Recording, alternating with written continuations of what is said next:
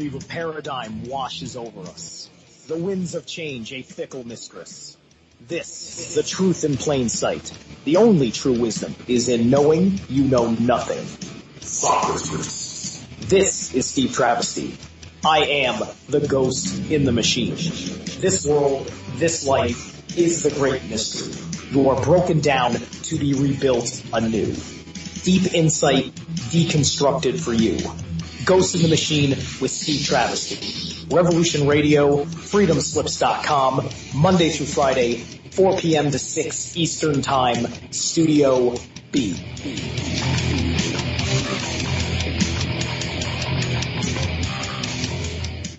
This is the people's war. It is our war. We are the fighters. Fight it then. Fight it with all that is in us. And may God defend the right. Warning! Warning! We gotta stop them! They're gonna kill us all! See how the trouble you've started? Be they the government, be they industry, be they organized labor, be they anyone, or human beings. Time when the operation of the machine becomes so odious, makes you so sick at heart that you can't take part. You can't even passively take part. And you've got to put your bodies upon the gears and upon the wheels, upon the levers, upon all the apparatus, and you've got to make it stop. And you've got to indicate to the people who run it, to the people who own it, that unless you're free, the machine will be prevented from working at all. Revolution Radio at freedomslips.com, the #1 listener-supported talk radio station, throwing ourselves upon the gears of the machine. Revolution Radio, where information never sleeps. You calm down the thunder, well now you got it. Right, you tell them I'm coming, and hell's coming with me, you hear? Hell's coming with me! Revolution Radio.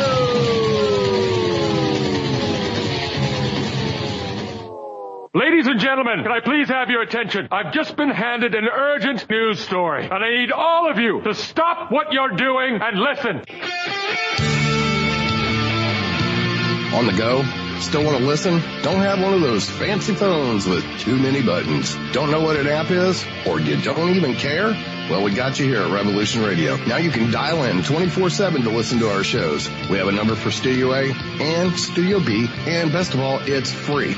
Don't forget, your carrier charges for your cell phone provider may apply, though, so check with your cell provider to make sure. So ready? Here you go. Get a pen. Here's the number. Studio A is 712-432-6958. And Studio B is 716-748-0112. Thank you very much for listening to Revolution Radio, freedomslips.com, the #1 listener-supported radio station in the world.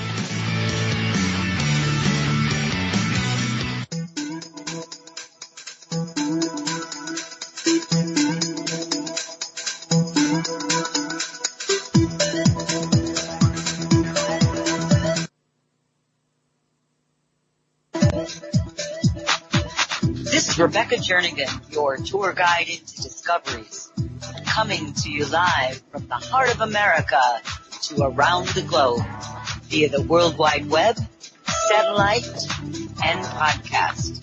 Let's journey together into the realms of the known to the unknown in search of enlightenment, knowledge, and truth.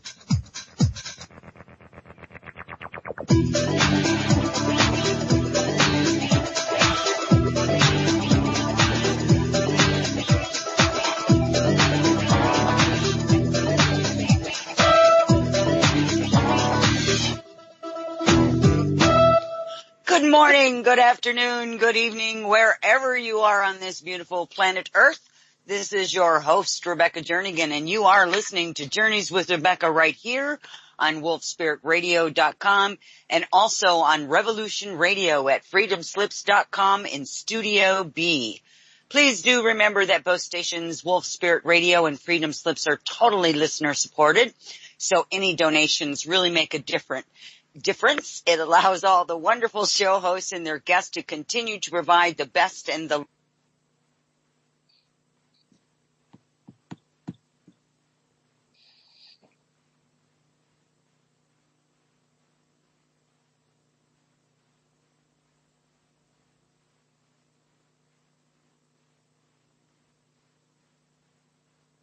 Yep, you'll find that on the left-hand column of each page that you visit. And still doing some updates on it. I will be working this week and next week, making some additional changes to the website. So please do be sure to check in, and I will be sending out a newsletter sometime next week with the guests that will be coming up for July. I cannot believe June is almost over and July is almost upon us. I have an absolutely fabulous guest tonight. And I have to tell you is that this wonderful lady, interviewed me she has 2 different shows. We'll be talking about that in just a moment. And, I have to say I was a guest on her 2 different radio shows that she does. And I can honestly say I don't think I've ever been interviewed by somebody so as eloquent and so informed as this guest is. Many of you are already familiar with her. Her name is Solaris Blueraven. She is a published author, public speaker, a timeline astrologer, MT healer, a remote viewer, clairvoyant, and an assessment specialist in psychotronic warfare, synthetic telepathy, and covert technology. That's a lot about what we're going to be covering tonight. But she's also a world-class natural psychic and a cosmic advisor. Miss Blueraven has been a test pilot for covert technology and has a professional background in surveillance. She investigates global anomalies in addition to her current research. Her expertise in artificial intelligence interface is well respected in the scientific and mystical community. She is also a professional writer. This woman is just busy. She writes, she has several books on covert technology. We're going to have her get into those during the course of the show, as well as a DVD documentary called Eye of the Remote, a disclosure of covert technology. It's also available. We're going to have her share with us tonight where we can get that rest of that information. She is also a producer, director, and founder of Raven Star Films and Night Shadow Anomaly Detectives. She is also a public speaker and a specialist in covert technology regarding AI and synthetic telepathy. She offers also workshops on ascension, DNA activation, spirituality, psychic protection, Atlantean crystal healing, and more. She also offers classes on energetic healing. She is a certified master teacher in an array of healing systems. She's also a certified black belt instructor. Interesting background with this woman. Miss Blueraven has also a professional background and is trained off-world with a universal approach to navigating on timelines in the Earth realm. Her radio shows, which I spoke to you about, is Raven Star's Witching Hour is every Saturday at 12 p.m. midnight on Revolution Radio, freedomslips.com, Studio A, and also on Hyperspace on KCOR Digital Radio Network Friday nights, 12 midnight. And that's on Eastern Standard Time is 9 p.m. Pacific Time. So that's saying a mouthful for all of this, and I want to welcome Solaris to the show. Welcome, Solaris. Well, thank you very much, Rebecca. You could have edited that down a little bit, but I know, it's a light. You didn't edit mine. I know. Yeah. I loved it. It's what we are, we're multifaceted. We've been around for a long time, and we're, I can speak for not only myself, but a lot of people out there who have a lot of expertise in a lot of areas. Well, that is so true. And, we didn't arrive in these years, that we have spent on this earth plane with just, sitting back and sitting on our thumbs. We've acquired a lot of knowledge and, we've done a lot of things, many of us, not just you and not just me, but many people. And as a matter of fact, probably many of them that are listening tonight. I have to tell you, Solaris, before we get into everything, when I announced last week that you were going to be the guest, of course, it's also listed on my website.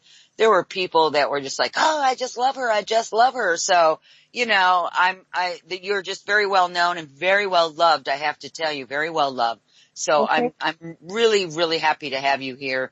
You and I have had an opportunity to speak a couple times in between the shows, and I feel an extremely close kindred spirit with you. You're just a fabulous person, and you're one of those that makes your mark in the world. You've made your mark in the world. You've got many more to make, and you bring changes to people when they listen to what you do and help them as you help them along the way. So for that, my hat's off to you. there, Miss Thank Solaris. That's beautiful. Beautiful, you. beautiful. For those beautiful words, and thank you for all the kind thoughts, everybody out there. Yeah, it's a pleasure to be on your show. Rebecca, I have the utmost respect for you too. So, yeah, we're Star Sisters. Yay!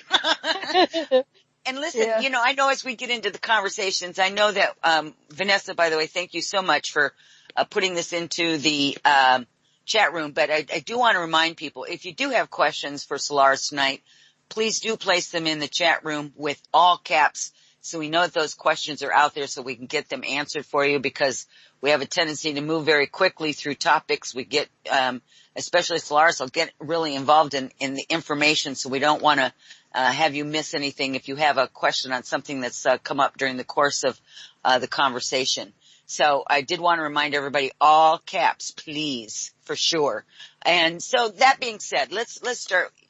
Tonight's show, we talked about a little bit about you talking about your AI and about also contactee information. In your bio, you talk about your training that you've had. Let's start with some of that, Solaris. There's a lot of people out there who may not know you yet. They will after this show for sure, because it'll go up. It's being listened to as well on Revolution Radio at the same time. So if they miss you on Revolution Radio, they are now going to be able to listen to you. So it's really awesome for everybody that you share this information. So if you could maybe just go into a little bit of the background on how in the world did you get into all this AI and all this covert psychotronic training and all this stuff? How did that come about for you? Okay. Well, you have to go back into the timeline of 2004, and that's when I officially was pulled into a covert program. I can kind of give you a description of what happened insofar as I sent a book, and this is about a band, obviously, called Rush. So I sent my book to somebody high profile within that band, and within a week's time I had my entire home was under surveillance. I had key logging done onto my computers. My phones were getting access and hacked remotely. I was having plants in the area. Things started to happen that were very strange insofar as I was being closed in on by covert assessment programs and specialists, and one of them being Michael J. Mosbach, who literally interconnected me into a program with artificial intelligence live feed real time. And that's also with Neil Peart, who actually was contracted with him. That was his client. So that was Michael's client, was Neil. So literally, I'll tell you how they process this and how they do it. They map your electromagnetic field and your neural circuitry remotely from your home. They can do it via satellite. They can triangulate you inside your house or wherever you're located. It's not hard to do. As they triangulate you and they triangulate and map your electromagnetic field and neural circuitry, they're getting all these benchmarks of your signature, your vibrational frequency and signature, and start to interface an artificial intelligence interface live feed real-time communication system with synthetic telepathy onto the target. And I was the target at the time. So when they opened up the communication live feed real time, it's just like everything speeds up very, very quickly. You have artificial telepathy. You have a live feed real time handler that's there with you. It's not like a computer. This is a real person indoctrinating you into the program, and then it gets later on passed on to an artificial intelligence array system and interface. So that's what happened to me, where my life was swept away. I had a great life prior to that. I was teaching martial arts as a second degree black belt. I was women's state champ kickboxing in state of Colorado back in the day. I was very, very strong. I was doing, I had a great husband. We were land surveyors. I was map making. I was a map maker and also a land surveyor. And I also did healing work. I was doing ascension work, DNA activation, Merkaba work.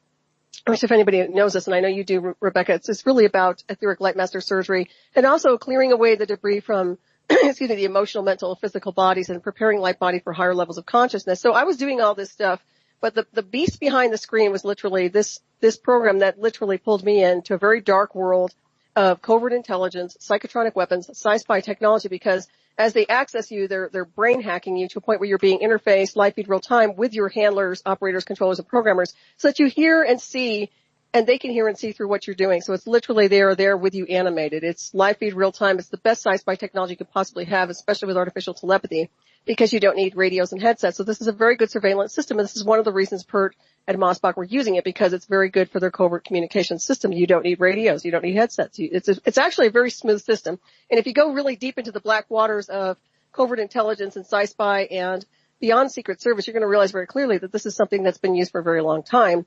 Why I was pulled into it, I'm not quite certain, other than the fact that I'm a very good candidate for the technology and I made it look really good for him.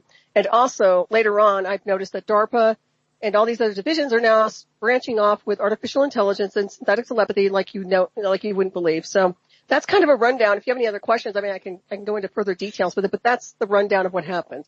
Well, let's talk a little bit about the actual, I guess the actual substance of it, because you know you were brought into it through connections that you made.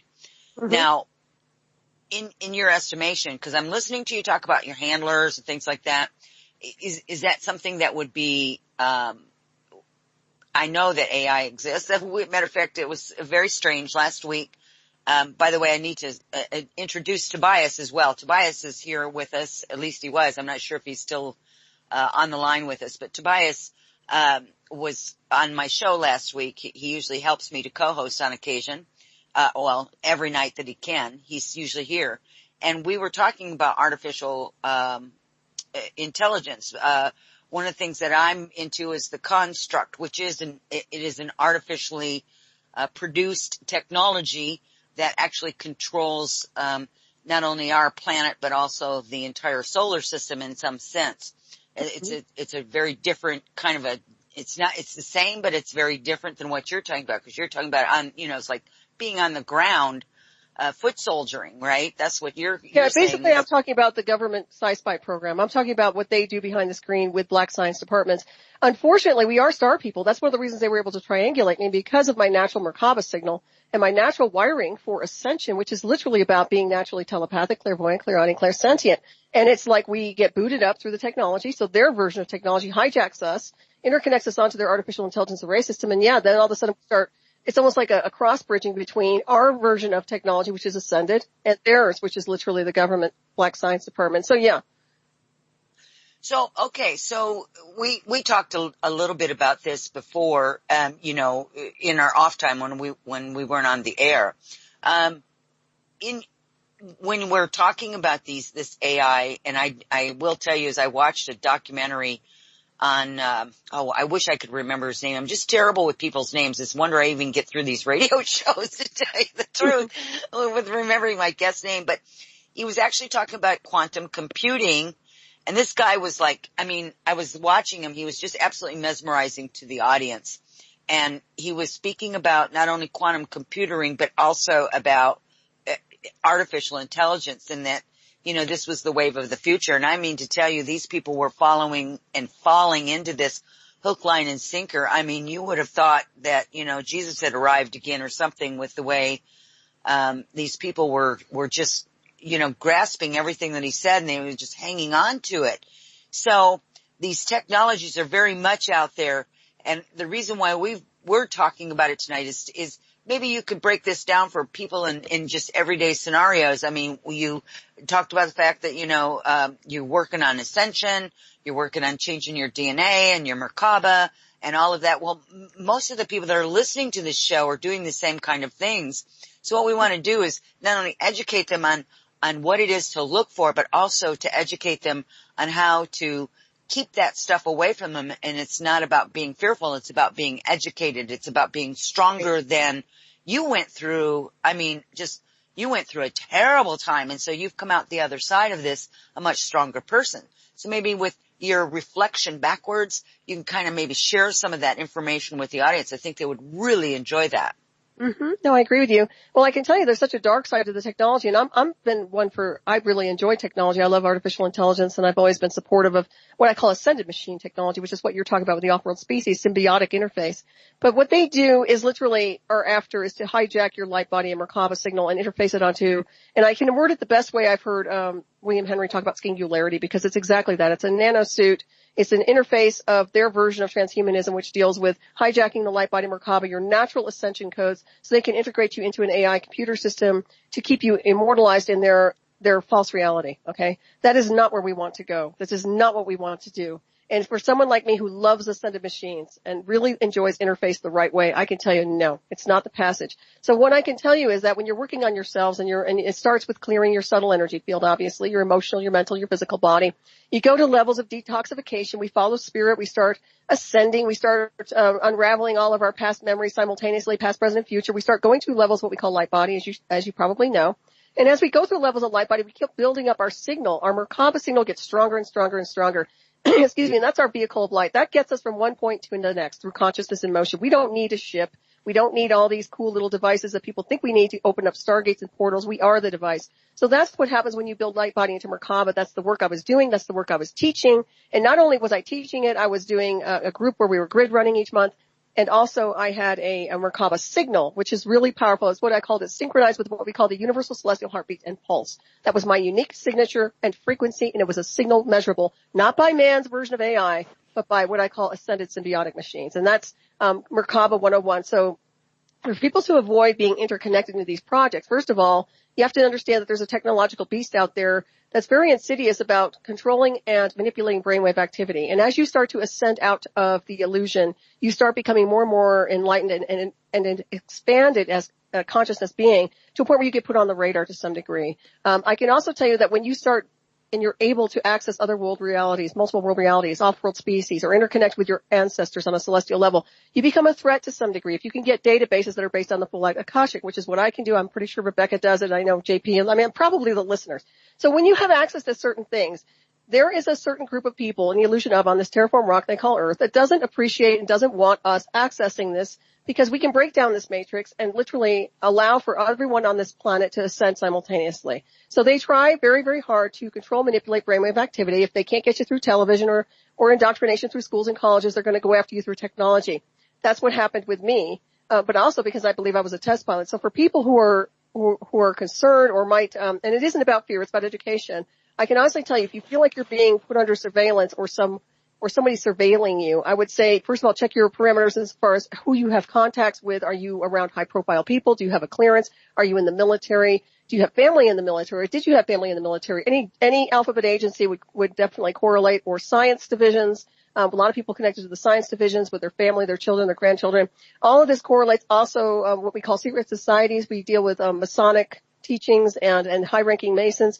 I know that from my lineage that does connect with the Scottish Rite Masons, high ranking on my mother's side. So I believe that they're looking for a specific bloodline to some degree, but that bloodline deals with a hybrid consciousness and also access to things that they are looking for to interconnect onto their artificial intelligence database for their own greed, I would say, for their own design work, not necessarily for anyone's evolution. So things to look out for, literally check out who and what you were in contact with from day to day. One of the giveaways insofar as being pulled into these projects is you'll start hearing certain things in the atmosphere around you, especially at your home. The first thing that started happening was it sounded like a white noise over the house. It almost sounded like a radio was being left on or a television set was being left on, or something. It was like they were doing a sweep over the house. They were doing a sweep, period. So when you start feeling or hearing things, and this isn't about being clairaudient where you're just hearing spirits. This is about a transmission that's mock radio. So it's definitely them. It's definitely covert intel or people affiliated with these divisions to some degree. They'll be doing sweeps around the house, and you can check for these things. I mean, you can hear them with your own psychic antenna. And that's another thing too, Rebecca. We have a psychic antenna that tunes into these things. So not only are we accessing multiple world realities in spirit and consciousness, well, we can plug into their radio stations too, and it's really not very entertaining. So once again, when they interconnect you back, and I think my biggest problem was I was so good at interfacing, I wasn't afraid. And I think they really liked that, the fact that I was able to do what I was doing really quickly. It was very, in my opinion, I think they were very interested in that. So, but I would tell you point blank, be aware of this stuff, because once you get pulled into the project, they start running really intense programs on you. I wouldn't say it's mind control. It's more about, it is mind control to some degree, but it's more about an indoctrination programming with covert spy technology, at least for me. And also what we call the super soldier program, because everything they ran me through was literally a super soldier technology program. And also because of my martial arts background, I think that's what made it work the best. But people out there, keeping your shields up psychically, always doing affirmations and shielding. And that's not going to protect you from a triangulation if they target you. I will tell you that point blank. You are not going to be protected if they want to triangulate you and puncture a hole through your electromagnetic field with a directed energy weapon. They can do that. What I will say is that don't give them a free shot. Make it harder for them. And also don't put yourself on that radar to a point where you're getting pulled into these things. Unfortunately, had I not sent this book to PERT, I would have never been pulled into this project at all. That's what makes me very angry. I would have been left alone. They had no interest in bothering me. I was happily married. I had a great life. I was doing wonderful work. There was no reason I should have been on the radar. So I don't know if this is too long-winded, but just stop me at that point. No, it's not too long-winded. You're giving so much information. It's just, and it's necessary for people to hear it. It really is. I mean, not to freak people out, but to educate them. Well, I think that we have to understand that it's not a picnic when you get interfaced with AI. I don't know why people think they're glorifying this technology. First of all, I see a lot of people out there writing about transhumanism and artificial intelligence, and they have not been interfaced with this program. I have been interfaced with it. I've been talking about this stuff. I testified in 2006 against the parties involved. I had a signals intelligence lawyer, NSA, federal lawyer, shadowing the case. The White House was involved. This is a serious issue. And for people out there who are writing about this, they've never, ever danced with artificial intelligence, okay? They don't understand what it does to your brain, how it's capable of not only interfacing you 24 hours a day, but if they decide they want to flip a switch and make you very sick, or flip a switch and try to take you down remotely, they have a remote assassination program. These things are weaponized. This is a weaponized system. It's not a friendly system is my point. You know, the ascendant machines, the symbiotic machines in the cosmos are friendly. They are very neutral positive. These things are not. They're engineered by mankind. They're reverse engineered by mankind. Their intent is weaponization and warfare. That's all they're used for, and sci-fi. Okay, so you just made a comment there that kind of struck me. You said they were reverse engineered by mankind. And where do you think that, do you have any information? Do you have any knowledge of where that actually came from? What species out there did they get this from? Do you know? Well, I would say offhand that, and this is going to sound really abstract, but we are the species that they've been experimenting on for many, many decades. So our DNA is actually hybrid alien DNA, off-world DNA. So when you're dealing with people who are getting pulled into covert programs and military abductions, all of that information that they're accessing on anybody, on a target, has what we call hybrid consciousness, hybrid DNA. So we are the extraterrestrials they seek, bottom line. When it comes down to certain areas in covert intelligence, we have, I know there are off-world species that have been, I don't want to say encapsulated, but I want to say kind of trapped and stuck to some degree that they've reverse engineered. There are species that they've accessed to some degree that have been here that they've reverse engineered, and I feel a lot of that has been done with what we call the artificial intelligence templates, not necessarily the real beings themselves.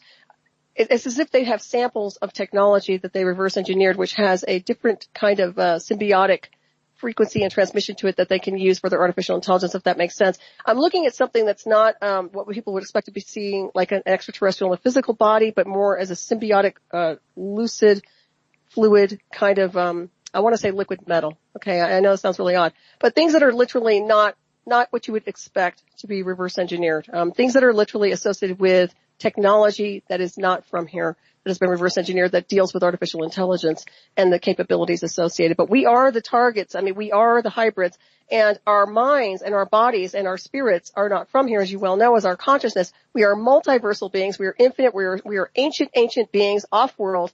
When we enter onto a timeline here, we bring that database with us. We have it within our cells, our atoms. Every aspect of our being is part of that. So all they have to do is interconnect their artificial intelligence onto us, and they start creating this braiding effect where there's an interface, but it's also like a bleed through. So some of us goes into the machine world or their version, and some of them comes into us. And I know you've touched on this before, Rebecca, when we were talking off air some time ago, but it's something like that where we're getting, it's a mix. You know, there's a mix going on here. You know, so let's, you know, interesting that you use the terminology liquid metal. Because when I don't know if anybody remembers the old Terminator movies where they, made that being that came back that was like liquid metal and could, you know, just do anything. Mm-hmm. And then they also, in some of the documentaries that they have had about some of the ships, that they appear to be like a liquid metal as well. Mm-hmm. I have a very real remembrance of coming off of a ship, and it was like that the stairs just kind of liquefied and become solid so that I could step on them. It was a very odd thing. And I also had this experience back in the early 90s where I actually started feeling really, really ill, and I mean really ill. I mean, and I was feeling, you know, I haven't shared this. This is really interesting, so I don't know if it falls into that or not.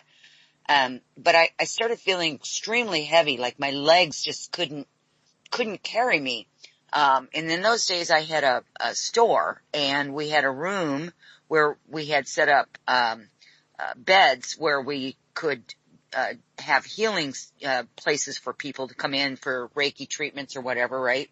Mm-hmm. And I remember laying down on this bed, and I was flat on my back, and I remember laying there and looking at what was going on. I was, kind of remote viewing my own body, and my whole body was becoming like this silver color. I mean, it just kept moving and moving, and the more it moved up my body and encased me, the harder it was for me to move and to breathe. I got extremely freaked out for a while, and then I just started, I had to work really hard because this stuff got up as close to my jaw, and that's where I stopped it, where it got to my jaw. And I couldn't even move my teeth. I was talking through my teeth, and I had to have all these people come around and help me and use their energy as well to help me, assist me to break free of this metal thing that was just making its way up my body. And wow. To this day, I've always looked at that going, I wonder what would have happened had I have not been able to stop that with the help of my friends and myself. What would have happened? Would I even be here? Right. I've thought about this a million times. I would have said it would have taken you over as a host, because it sounds to me, it almost reminds me of the movie The Matrix, Yeah. And I'm telling you, this sounds, and I know the listeners are very savvy, but I'm telling you point blank, there's an invisible force out there which isn't so invisible, that literally is about frequency and modulation of waves and technology. But a lot of those waves are coming from a celestial design work that has been hijacked by covert intelligence that's literally using alchemy to some degree. And the alchemy is us. I mean, we are the alchemy, as I said before. The frequencies are alchemy, but also what we are capable of doing. And when you mention those type of a liquid metal, I mean, and I've mentioned it also, but that's very, that rings true to me. I mean, there's some things that you're talking about that I know very clearly about, the magnetic fields that they use that are very hardcore, not gravitational. These are magnetic. And some other things that they've done and the jaw too, because that's part of their interface with artificial intelligence, because when they start controlling and manipulating your brainwaves and they interface, when the AI gets really close into what I call copying, replicating your brain with an artificial brain, it will basically have a replication, which is almost like a heterodyne program where it will interface onto the natural host, which would be, like for me, example, for myself, and then it would have a replication program interfaced with me. So I have an electronic brain interface, that's even more creepy because that's their version. And that's where you get cloned copies of personalities and things like that that can be inserted in. So when you're talking about controlling the voice, controlling the jaw, that's typical of brain hacking. Very typical. I would suspect that they probably tried to get you a few times, because I know you're very advanced. I mean, I've talked to you, and I'm very grateful that you've been protected, because you don't need to be part of that crap. That was, I will tell you, and it's only happened, that was the only time that happened like that, and it was extremely creepified. I mean, I have no idea, but it seemed like it went on for hours. It just was weird. It was just so bizarre. Wow. It was really bizarre. And that's so interesting, because when you said that, I was like, oh my God, I wonder if this is what that was, because all these years I was like, I've talked to a couple people about it, and I was like, everybody's running around scratching their head. I don't know. I'm like, I don't either. I don't understand what that was. So it sounds like to me that maybe that was something that was going on. And yeah, that's not the first time something has happened, but it certainly was that was the only time that kind of a thing ever happened. But wow. We have a fantastic question here. Is there a technology developed that will disable AI tech on Earth now or in the future? You know, I've been working on a lot of different things because of what happened to me, and I can tell you that you can use radionics, you can use different technologies to broadcast out certain transmissions and frequencies, and Tesla coils work really well too, but the bottom line is, when it gets neurally weaved and interfaced into your entire system, like it is with mine, I've not been able to disable this. I've talked to you about it, Rebecca. I have been working on things where I've been trying to disengage some of this stuff. I've heard that maybe an EMP blast might knock it out, but it might knock me out with it. So what you have to understand is that if I lose consciousness under duress of a program like that, something else will take over as a cloned personality. And I guarantee you, this is one of the reasons I haven't pursued that. I don't want to wake up into somebody's altar, okay? I know they've done a lot of tampering in the past with this program, and I keep myself very lucid, very aware, very conscious, and even when I rest, it's kind of like the Borg. So, technology-wise, I would say the one thing to blow it out would be universal life force energy, insofar as the full light harmonic of ascension waves come in, like they call the galactic waves. I think that has a great force on it to a point where it can disable some of this stuff. But insofar as where I've been with this technology, I have yet to see anything that can disable this stuff, because I understand very clearly it's hijacking the 0 point within us. It's not about scalar, because scalar is manufactured by man. This is a 0 point. We are the 0 point. Okay. The soul spirit consciousness, your soul star is a 0 point frequency. They interconnect you with their version of a scalar to some degree it's a scalar wave. It's a version. It's manufactured by man, so it's not the same. So it's hijacking the frequencies of what we are. So as we keep ascending, it's piggybacking off of us. It keeps piggybacking. But I can tell you point blank, when we do leave this world and the illusion of, it won't go with us. It's not able to go with us. And I know that for a fact. But in the meantime, it can create an awful lot of problems while we're here. And I think that for people who get interconnected with these programs, they have to be clear about where they're heading when they leave, because I think it can consume them to a point where it might pull them into a false matrix where they're not able to go home to the full light universe where they come from. And that was a big concern with me when I first got pulled in, because I didn't want them pulling me or an aspect of me into their version of whatever matrix they have, because I can tell you, you know, when you have people say, well, I had you in my dream and you were here and you were there or you were on the ship. I wasn't there. Okay, they're using clones of me if that happens. I'm telling you right now. And I think a lot of people can relate to that, because other people have said, you know, I'm not just talking about myself. I'm just saying that I think that they're using a cloned version of a projection to communicate with other people. That's all I'll say about it. But if that makes sense at all. Yeah, it does. I hear that. I've been hearing stuff like that for many years. Like, oh, I had a dream you were in my house last night with me, blah, blah, blah, or this or that or another thing. Sometimes I have been, and a lot of times I haven't been, and it always made me kind of go, Right. Okay. There is one thing.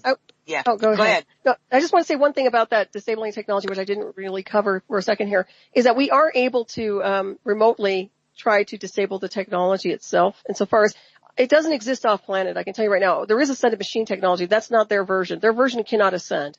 So what mankind's created here is going to stay here. It's kind of like what goes on in Vegas stays in Vegas. It's the same thing. It's not going anywhere. But I will tell you, remote viewers or anybody who has a capability, you can zap the hell out of their matrix.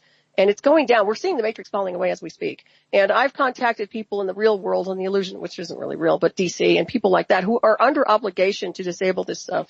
Now, because it's been contracted with DARPA, and we have new divisions opening up in DARPA right now and Department of Defense, which are literally really digging the sci-spy and artificial intelligence interface, because they understand very clearly if they can control the mass collective and they can control the brainwaves of every person on this planet simultaneously, they have control over everything. It's better than think about the old version of mind control back on television sets. Well, this is nothing. Now they can simultaneously pull everybody in. And even the really good psychics are like, you have to be careful, because you might get swept away into something you might think it's an extraterrestrial, when in fact it's a mock radio signature that's based on a version of an extraterrestrial, but not the real deal. That's concerning as well, because I know they've done that with ancestors and voice patterns, and people have departed. That's and I've had people that have talked to me about that, and I've had conversations about this as well, Solaris, which is, they tell you as a mass sighting or something like that, right?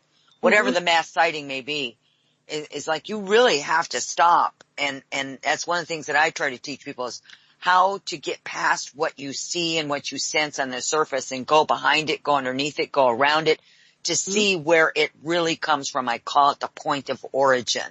I love that. I love that about you. Yeah. Go ahead. Because that's difficult. That's difficult because, if you happen, especially empaths, I mean, they're the worst for because they're feeling the power and the energy of all these, maybe positive emotions coming up, and they're not thinking for themselves, because they're in that moment of just having all of that adrenaline kind of rush go through them, as empaths will, because they can process way more than most people, but they're also not in a clear spot in their vision, in their center of their being. So there's a way that you can still be an empath without allowing it to overtake you at any point at time. And that's the other thing that I think people need to recognize as well. Yeah, I so agree. Yeah, there's obviously there are techniques you can use. I talk about the unified chakra meditation, or the unified field meditation, or a bell jar where you're gritting yourselves up, through. That's a good way, because before I was pulled into this project, I was super, super empathic. Beyond clairvoyant, clairsentient, I was also very empathic to energies. And that's what made me a very good healer, actually. But after I was interconnected, my sensitivity level changed. It's not that I'm not sensitive anymore. It's just that I am immune to frequency. And I can't feel like I used to anymore. And it's very sad. It's not anything close to what I was able to do. It's like they put something around me that is, I don't know. It's like a different antenna. That's all I can say. Wow. And that is kind of sad. And the interesting thing, though, even if you can get back to that point of getting, somewhat like you were before. You're not going to be like you were before because you're irrevocably changed because of this experience. So even your own natural, shall we say, DNA and energetic field and everything will be different because of this experience. So yeah. There's no going back. I always tell everybody there's no going back. You just keep going forward and you keep ascending. I just keep ascending and I shed skins. I shed what I know doesn't belong, whether it's through a mind control program or something where they've tried to indoctrinate me into.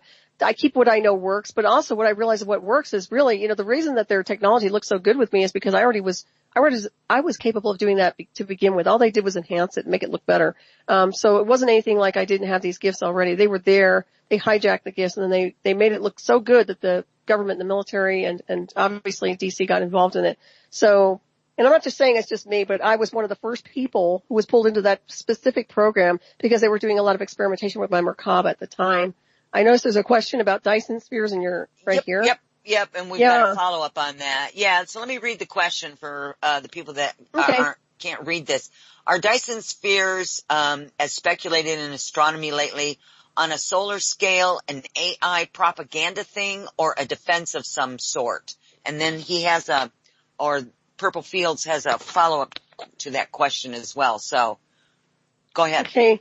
Well, I haven't really done much research on the Dyson spheres myself, to be honest with you guys. So I can't tell you offhand. I probably wouldn't really be able to give you a plus or minus insofar as whether I agree it's propaganda or not.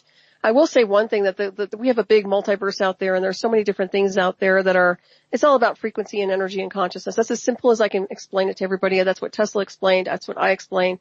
So I look at it like that insofar as whatever they're trying to do, they're trying to hijack everything when it comes down to energetic signatures, frequencies, even the hologram itself, and to create their own version and template of an artificial arena, which is dealing with false realities and false matrices. So that's what's deceiving the masses. I think people should be very careful about UFOs. I think they should be very careful about what they're watching in the sky, what they're seeing. It could be a bleed through of many things. Sometimes it can be the real deal, and sometimes it cannot.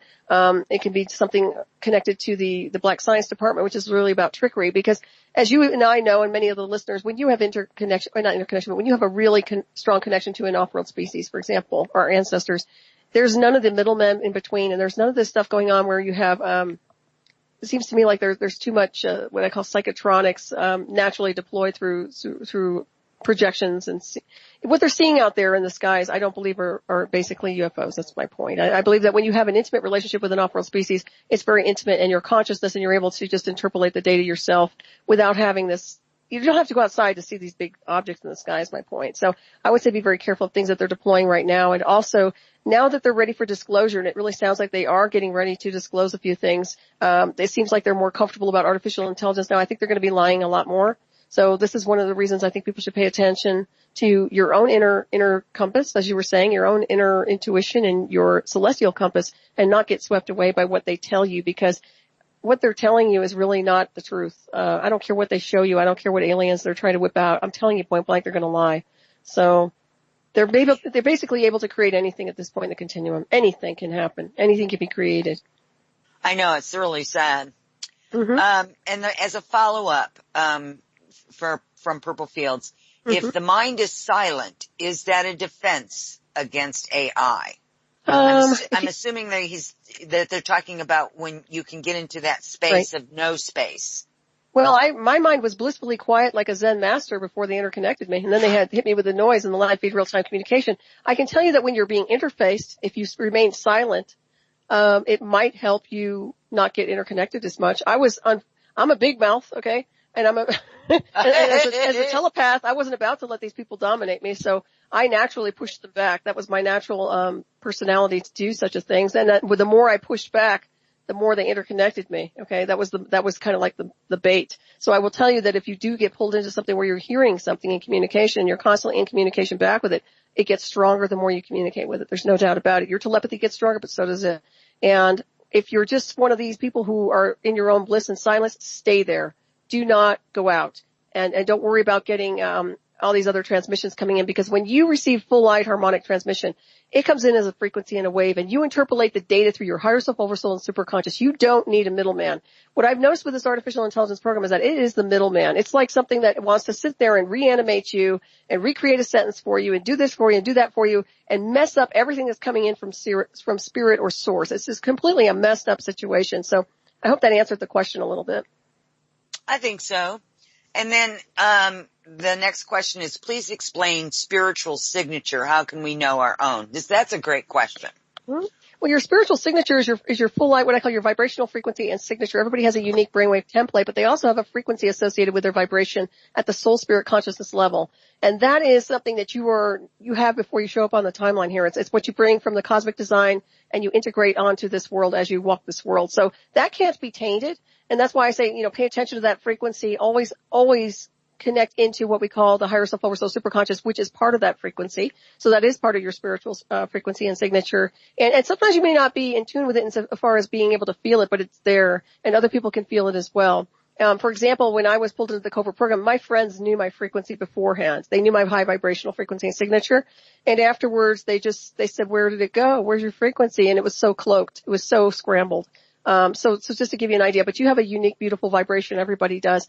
Keep it strong. Keep the signature strong. And the more you actually work on yourself, the higher the frequency gets, and the more in tune it gets to what we call your soul star, your higher self. And that's the whole idea behind doing the spiritual work is to harmonize with your higher self and those upper dimensional grid works, opposed to the coarse energies of the lower astral or the coarse energies of what's here, because we can polarize so easily with those energies. Oh, and that is beautifully said. That is absolutely beautifully said, Solaris.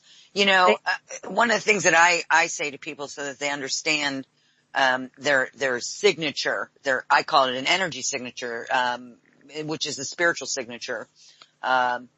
When we're born, on this planet, when we come into this body, into this planet, everybody has an astrological, moment where the stars and everything lines up and it says, this is when you were born.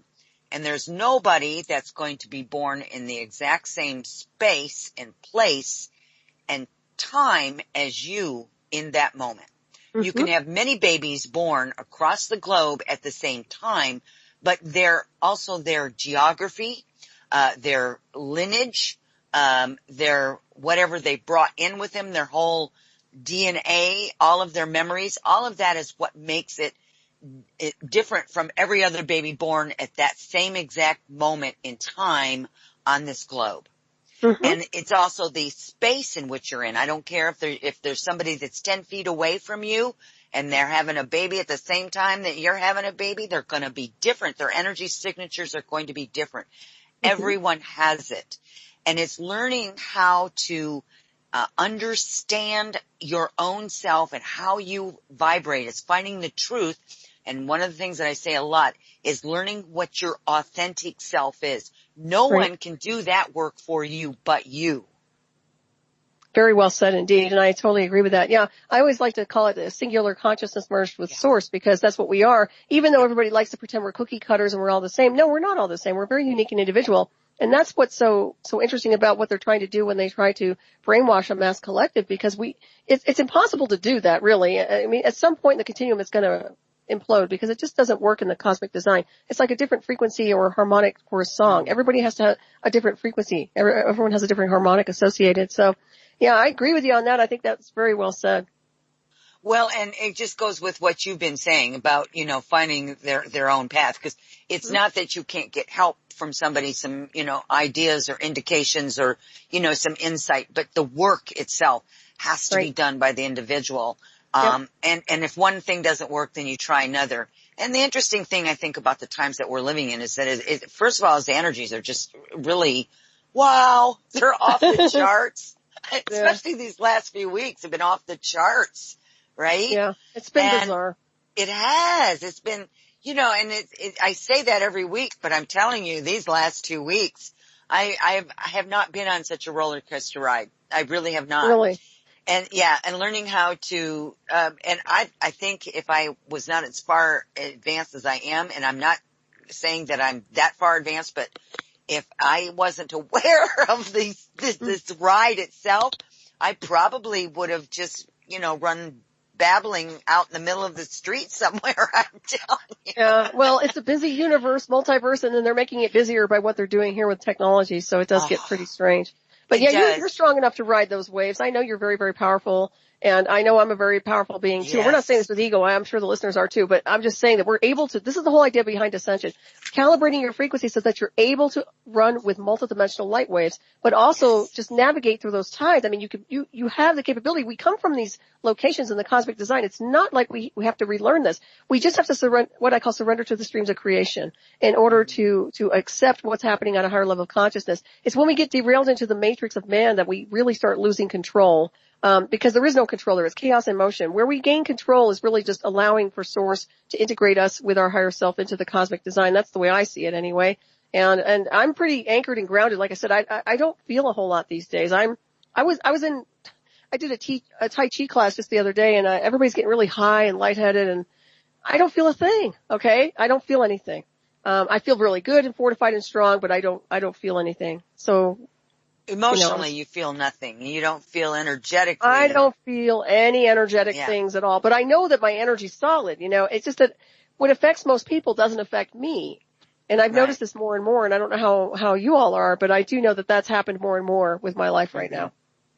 And I think that for you, I think that may be a good thing. I mean, for the moment. It is. I mean, I'm pretty grounded anyway. Oh, yeah. And plus where I've been I think the fact that I've been able to ride the technology the way I have is probably why I'm so grounded. I'm just, you have to be grounded to ride that kind of technology. You can't be a flake with it. And that's one of the things. That's true. Yeah. You have to be present. You have to be the sacred witness. Yep. And you have to be aware of your own self and how you are functioning in whatever space you're in. I have to tell something that's very important. When I was being pulled into that program and they were modulating me, I remember him saying, that was Michael, that's her, that's not her, that's her, that's not her. He was modulating my wave.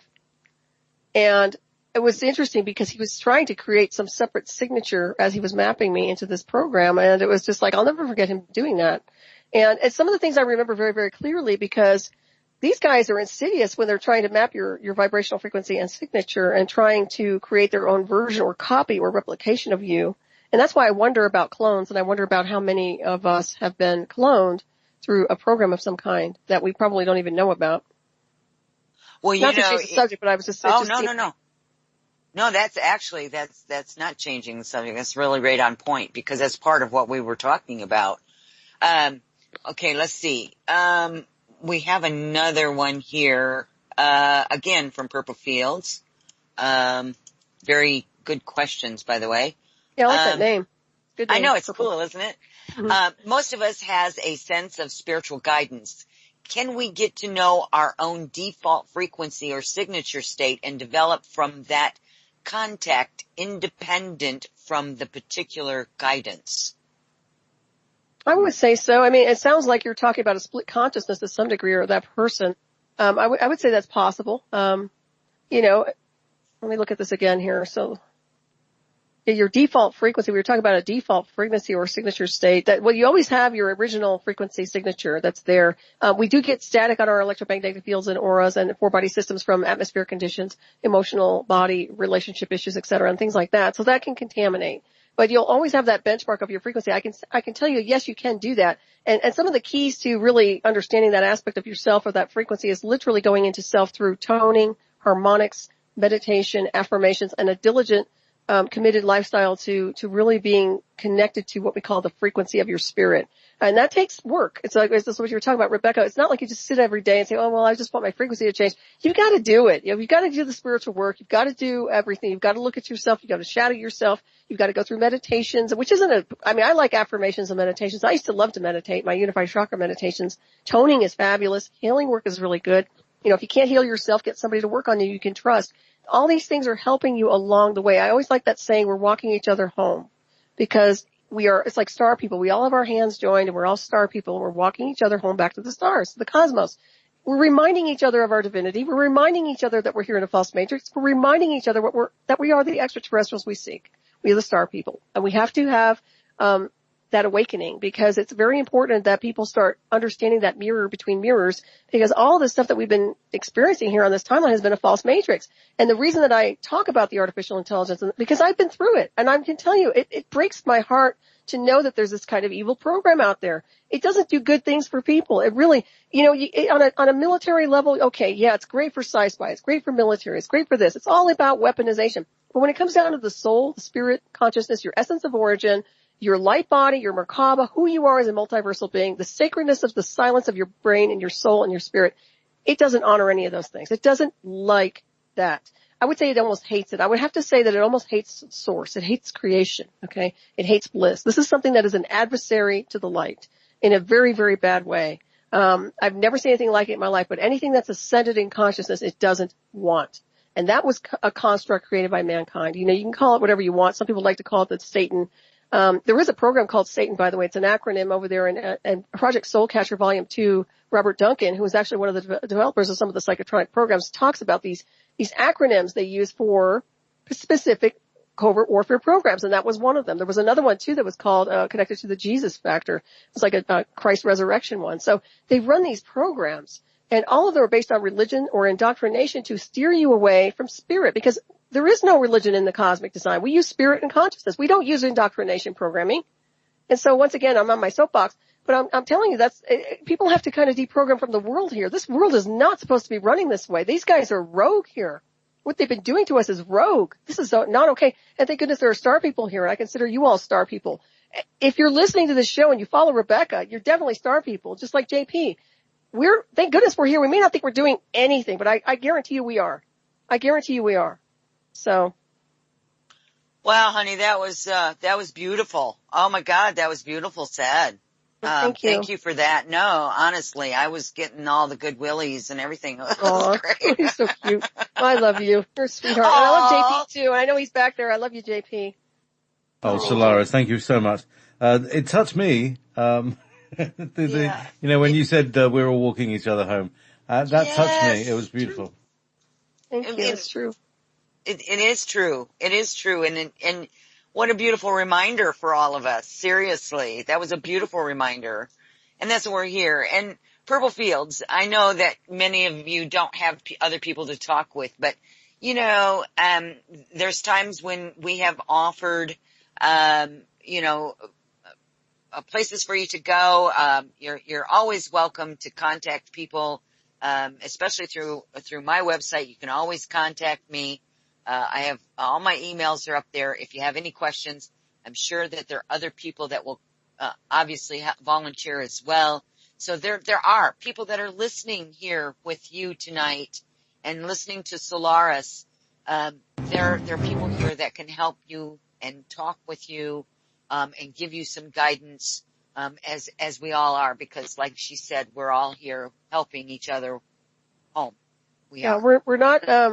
We're not alone. We've never been alone. Even when we think we're alone, we're not alone. And I can tell you, even when I was pulled into that program, I surrendered to source immediately. I didn't know what else to do but hold on for the ride. And I know I was protected by divine forces. I don't think I would be alive today had I not been protected by divine forces that were there, coming from whatever sector in the multiverse, whatever beings were there. There was all that. And I will say one thing, Rebecca, and most people I'm sure are familiar. You do fabulous work. I was actually privileged enough to do a bit of an exchange with you and a trade, and I have to say you're phenomenal in the work you do. You helped me so much in that brief moment in the illusion of space and time where you communicated your data, so I want to thank you. She is brilliant, and I would say if you want a session, I highly recommend Rebecca. Highly recommend her. I trust her completely. Wow. Aren't you beautiful? Listen, you guys, it's break time. We're going to take a short break. We're going to be back at the top of the hour with more of Solaris Blueraven. Absolutely beautiful soul. Thank you all. Stay with us. We'll be right back.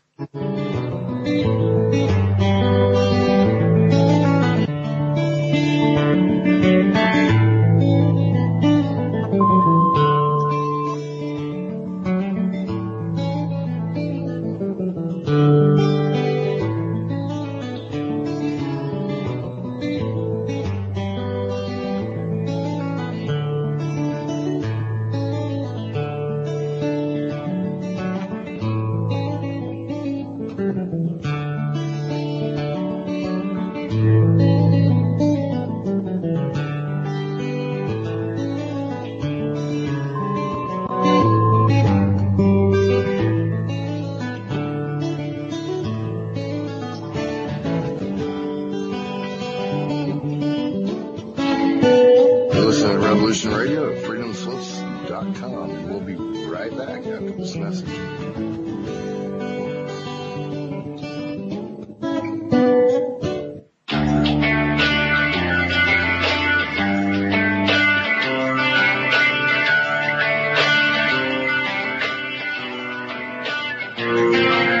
This is Thomas, a.k.a. a Mad Painter. I'd like you to join me Monday nights, 10 p.m. Eastern Standard Time for Open Canvas. Don't forget to bring an open mind. Yes, folks, that's right. Bring an open mind to an open canvas. Again, that is Monday nights, 10 p.m. Eastern. UFOs to government corruption. This is Revolution Radio, freedomslips.com. You don't need to expect us. We're already here.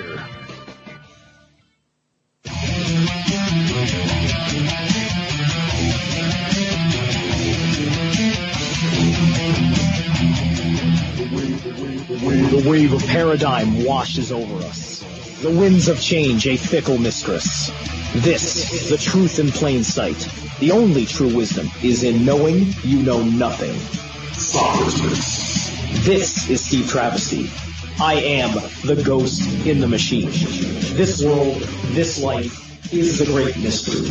You are broken down to be rebuilt anew. Deep insight, deconstructed for you. Ghost in the Machine with Steve Travesty. Revolution Radio, freedomslips.com, Monday through Friday, 4 p.m. to 6 Eastern Time, Studio B.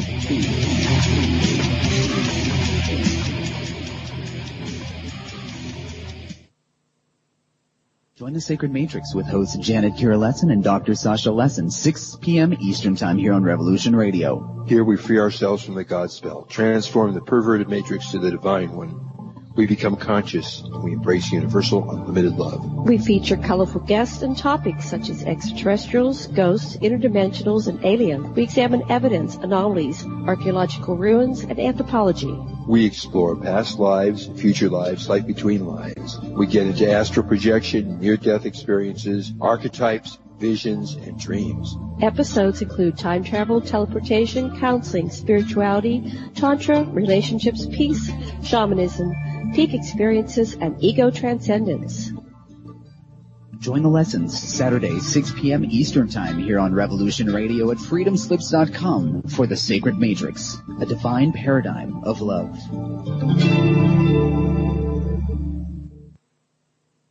This is the people's war. It is our war. We are the fighters. Fight it then. Fight it with all that is in us. And may God defend the right. Warning! Warning! We gotta stop them! They're gonna kill us all! See how the trouble you've started? Be they the government, be they industry, be they organized labor, be they anyone, or human beings. Time when the operation of the machine becomes so odious, makes you so sick at heart that you can't take part. You can't even passively take part. And you've got to put your bodies upon the gears and upon the wheels, upon the levers, upon all the apparatus, and you've got to make it stop. And you've got to indicate to the people who run it, to the people who own it, that unless you're free, the machine will be prevented from working at all. Revolution Radio at freedomslips.com, the #1 listener-supported talk radio station, throwing ourselves upon the gears of the machine. Revolution Radio, where information never sleeps. You called down the thunder, well now you got it. Right, you tell them I'm coming, and hell's coming with me, you hear? Hell's coming with me! Revolution Radio.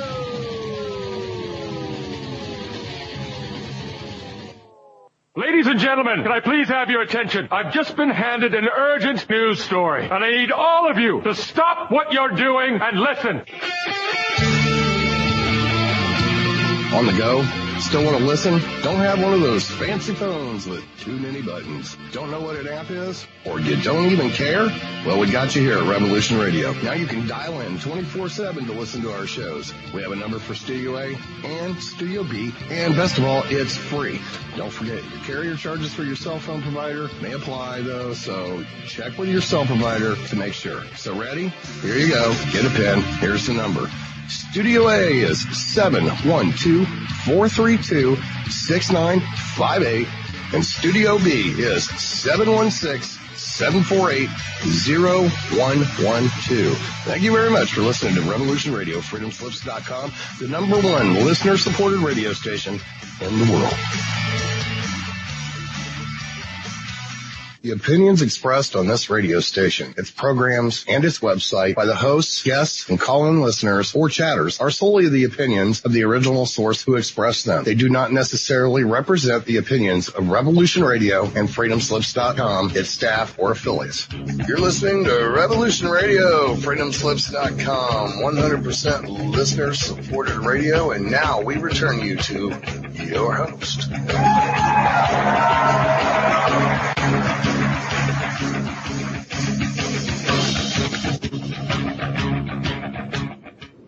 All right, everyone. Welcome back, everyone. You are listening to Journeys with Rebecca, and we are here with my absolutely fabulous guest, Solaris Blueraven.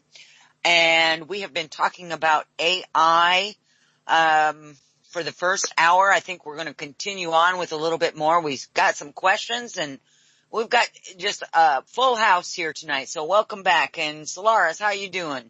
I'm wonderful. Wonderful, Rebecca. It's wonderful to be here. Oh man, I will tell you the chat room, is just loving, all the information that you're sharing. And just as we went to break, another question came in. I'm going to lead with this question, and then we've got some other things that we're going to kind of go into. This is from John Teeter was here. I've been drawn to the constellation of Orion since I was a kid. I might be a starseed from Orion. Has Solaris felt drawn to a particular star or constellation in the night sky?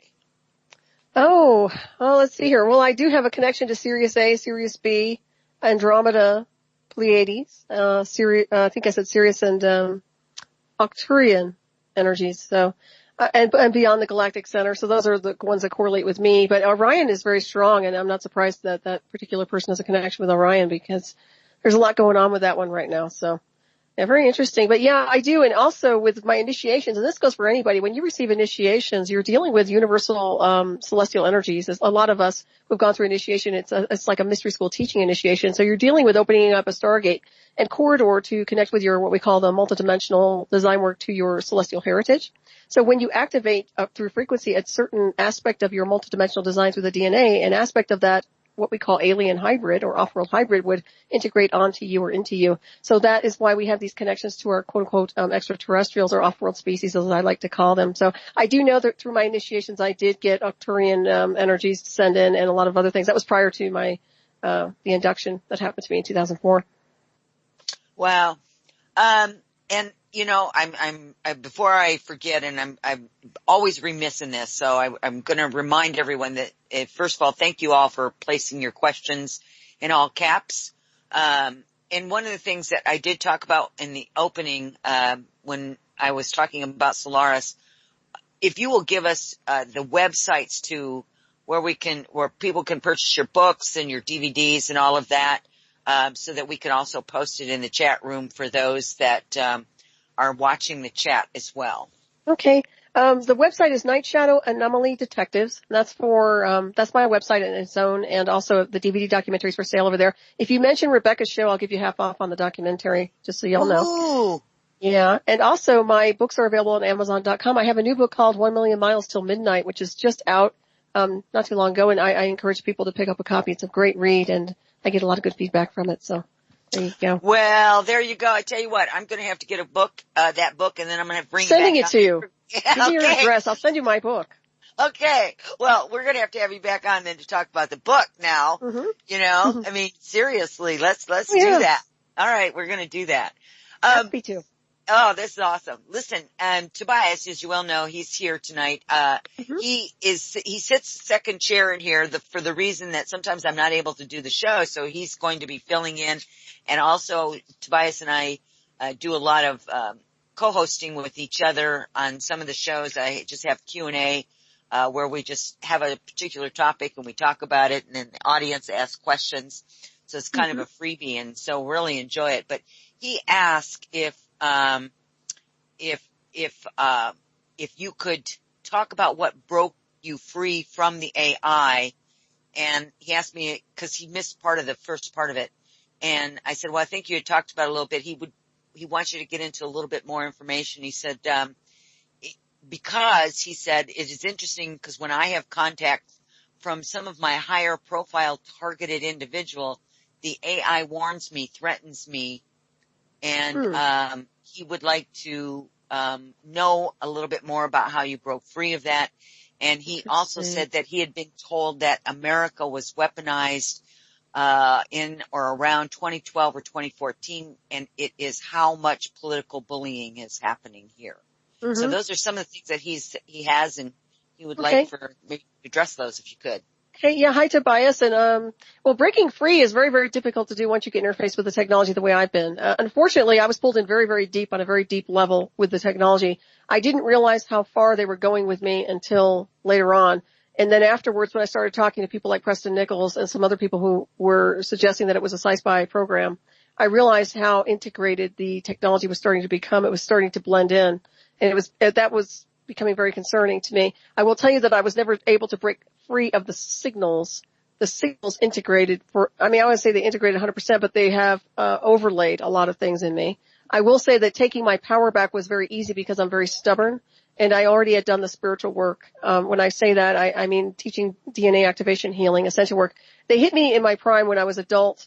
I was a very, very confident adult, very expanded in consciousness, very hardcore martial artist where you don't put up with anybody. I don't care where they're coming from.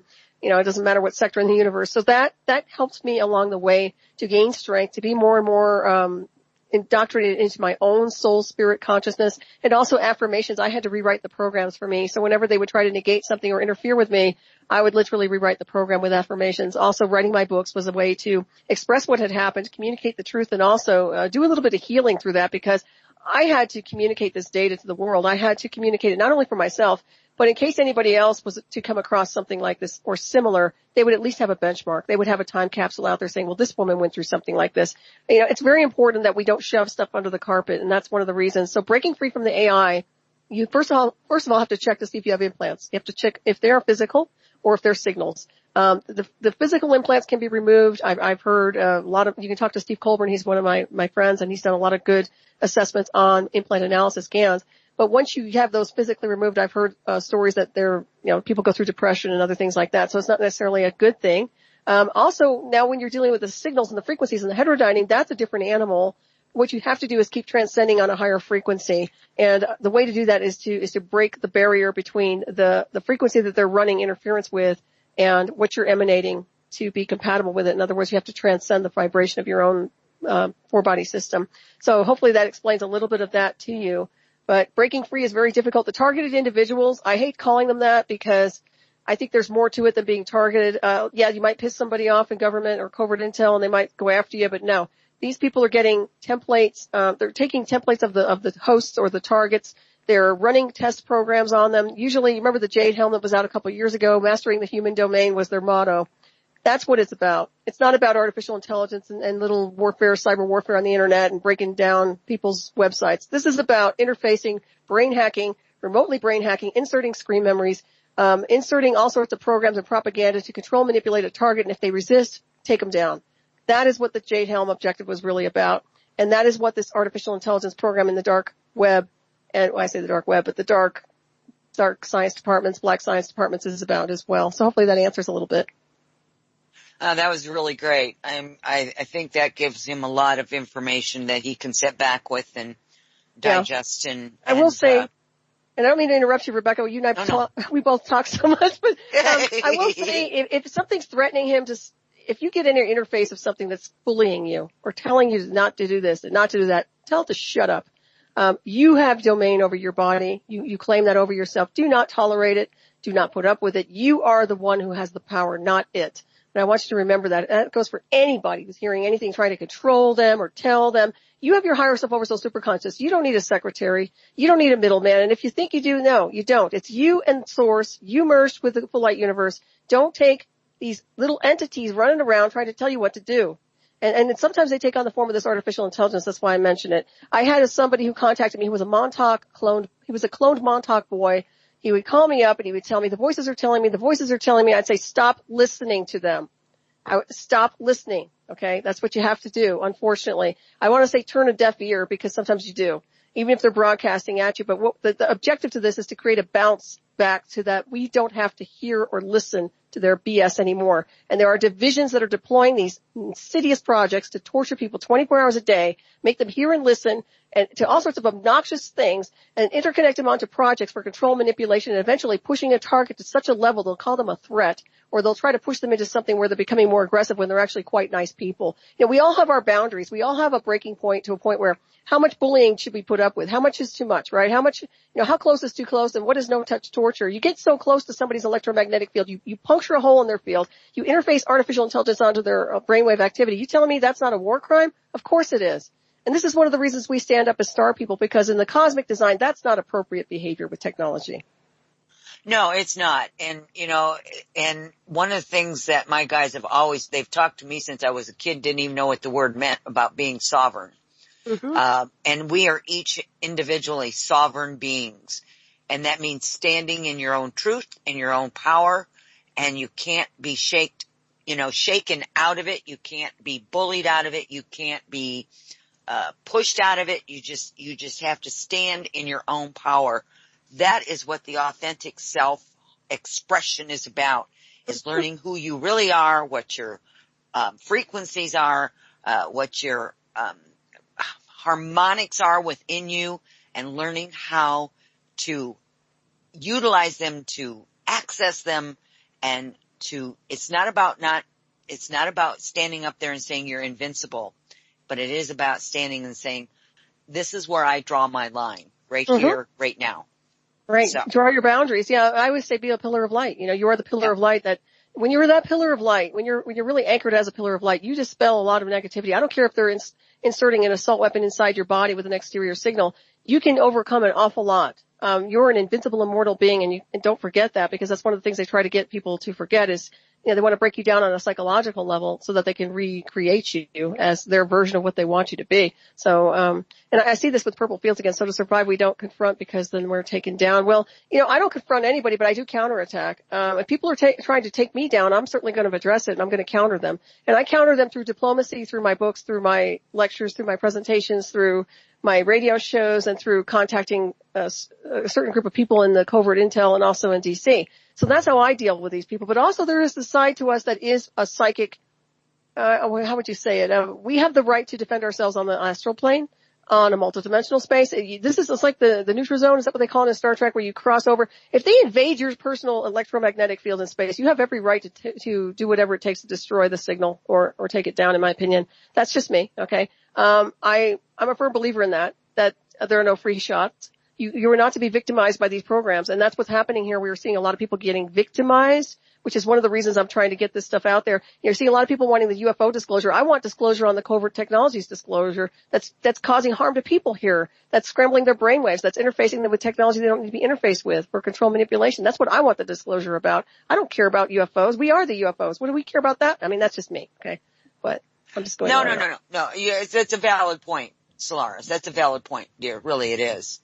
And then so here's another one. John Tidor, was Jade Helm merely a data gathering operation for AI, or was it intended to go live via a false flag, or both?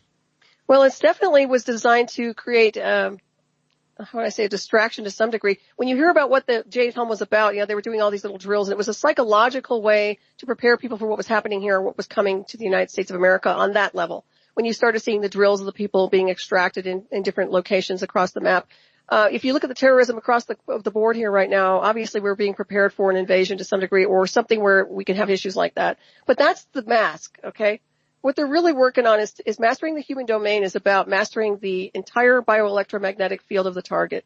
Your brainwave activity, your thoughts, your psyche, influencing you. It's mind control 101. And that is really what Jade Helm was about. That's the covert Jade Helm. That's the one that's about the brain hacking. And that's the one they've been deploying, by the way. And even though you don't realize it, and some of you may not be impacted, I can tell you that they've ramped up a lot of harassment programs. I've had people contact myself over, I don't know how many months, about certain things that have happened to them, where they've been targeted. And it's not just about being targeted individuals. Sometimes they just get what we call, beta checked. It's like a beta test. They just get tested, see if they hear, see if they listen, see if they respond. Okay, we're moving on.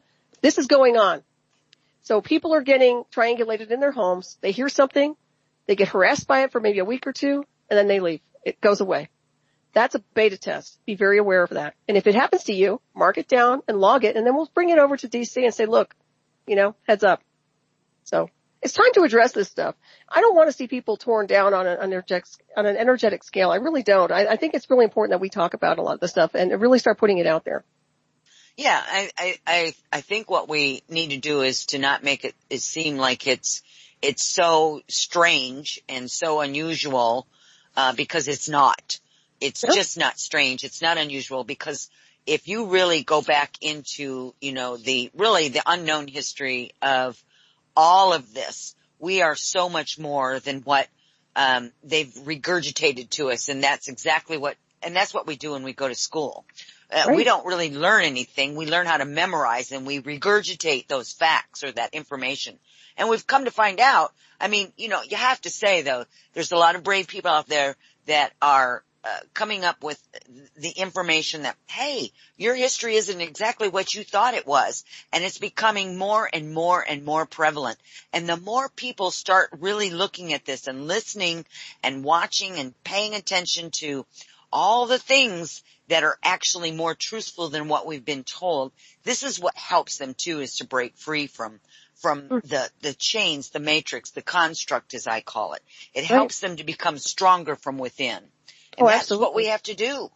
Mm-hmm. I agree with you. Yeah, and that's what the beauty of the matrix of the, I call it the matrix of the internet. It's the virtual matrix, because we're out here and a lot of this data is being, just sent through the airwaves and also sent around the world through the virtual internet to communicate, hey, you live in a false matrix here. Even though they're trying to do damage control, obviously, and censor everything, we're still up there and we're out there talking about this stuff that literally is about false matrices and how we've been lied to for decades and decades and centuries after centuries. And the ancient artifacts and all these wonderful things that are out there have been obfuscated or taken away or sold in the black market to the highest bidder or the 1%ers who have access to ancient artifacts that they don't even have a resonance with. It's interesting. I was just interviewed somebody not too long ago about the ancient pyramids, and we were talking about how things get taken away and sent to covert divisions, and nobody sees these objects. Yet they're all connected to our celestial heritage, for example. So once again, everything has been hidden to us, but the keys and the codes are within your DNA, your cellular memory, cellular consciousness, your multidimensional design work, and that's why I always encourage people to follow spirit,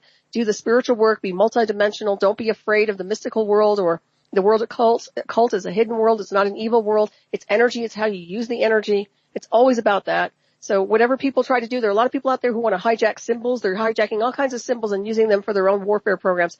Don't be programmed by that. Just allow everything to transcend accordingly. And I've always taken symbols and transcended the vibration, by the way, just for myself. If people want to throw a symbol at me or something, I just transcend the frequency to the cosmic design.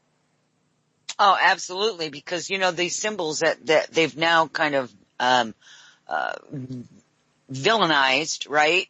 They really were sacred symbols in ancient times, and they had very positive vibrations. But if you believe something is negative, it's going to work that way for you. Yep, so absolutely. If you know the truth, then just like you said, you can transcend it. And that's a really good thing to share with people, Solaris. Thank you so much. That was beautiful. You're welcome. And I will say too, when I was first interfaced with that technology, I was very loving with it. I was very loving with them. I was unconditionally loving, sending love, light, healing, ascension, being very accepting, neutral, positive, not polarizing in a negative fashion at all. But I have to tell you, the more light I sent, the worse they got. So once again, you have to pay attention to that too on the timeline, because sometimes we can send all the love in the world, and I'll tell you what, boy, they just eat it up, and then they're still there, and they're, what I see is that we transcend to the spy bird level of consciousness to a point where we're overseeing it. It's almost as if there's a glass barrier between us and them.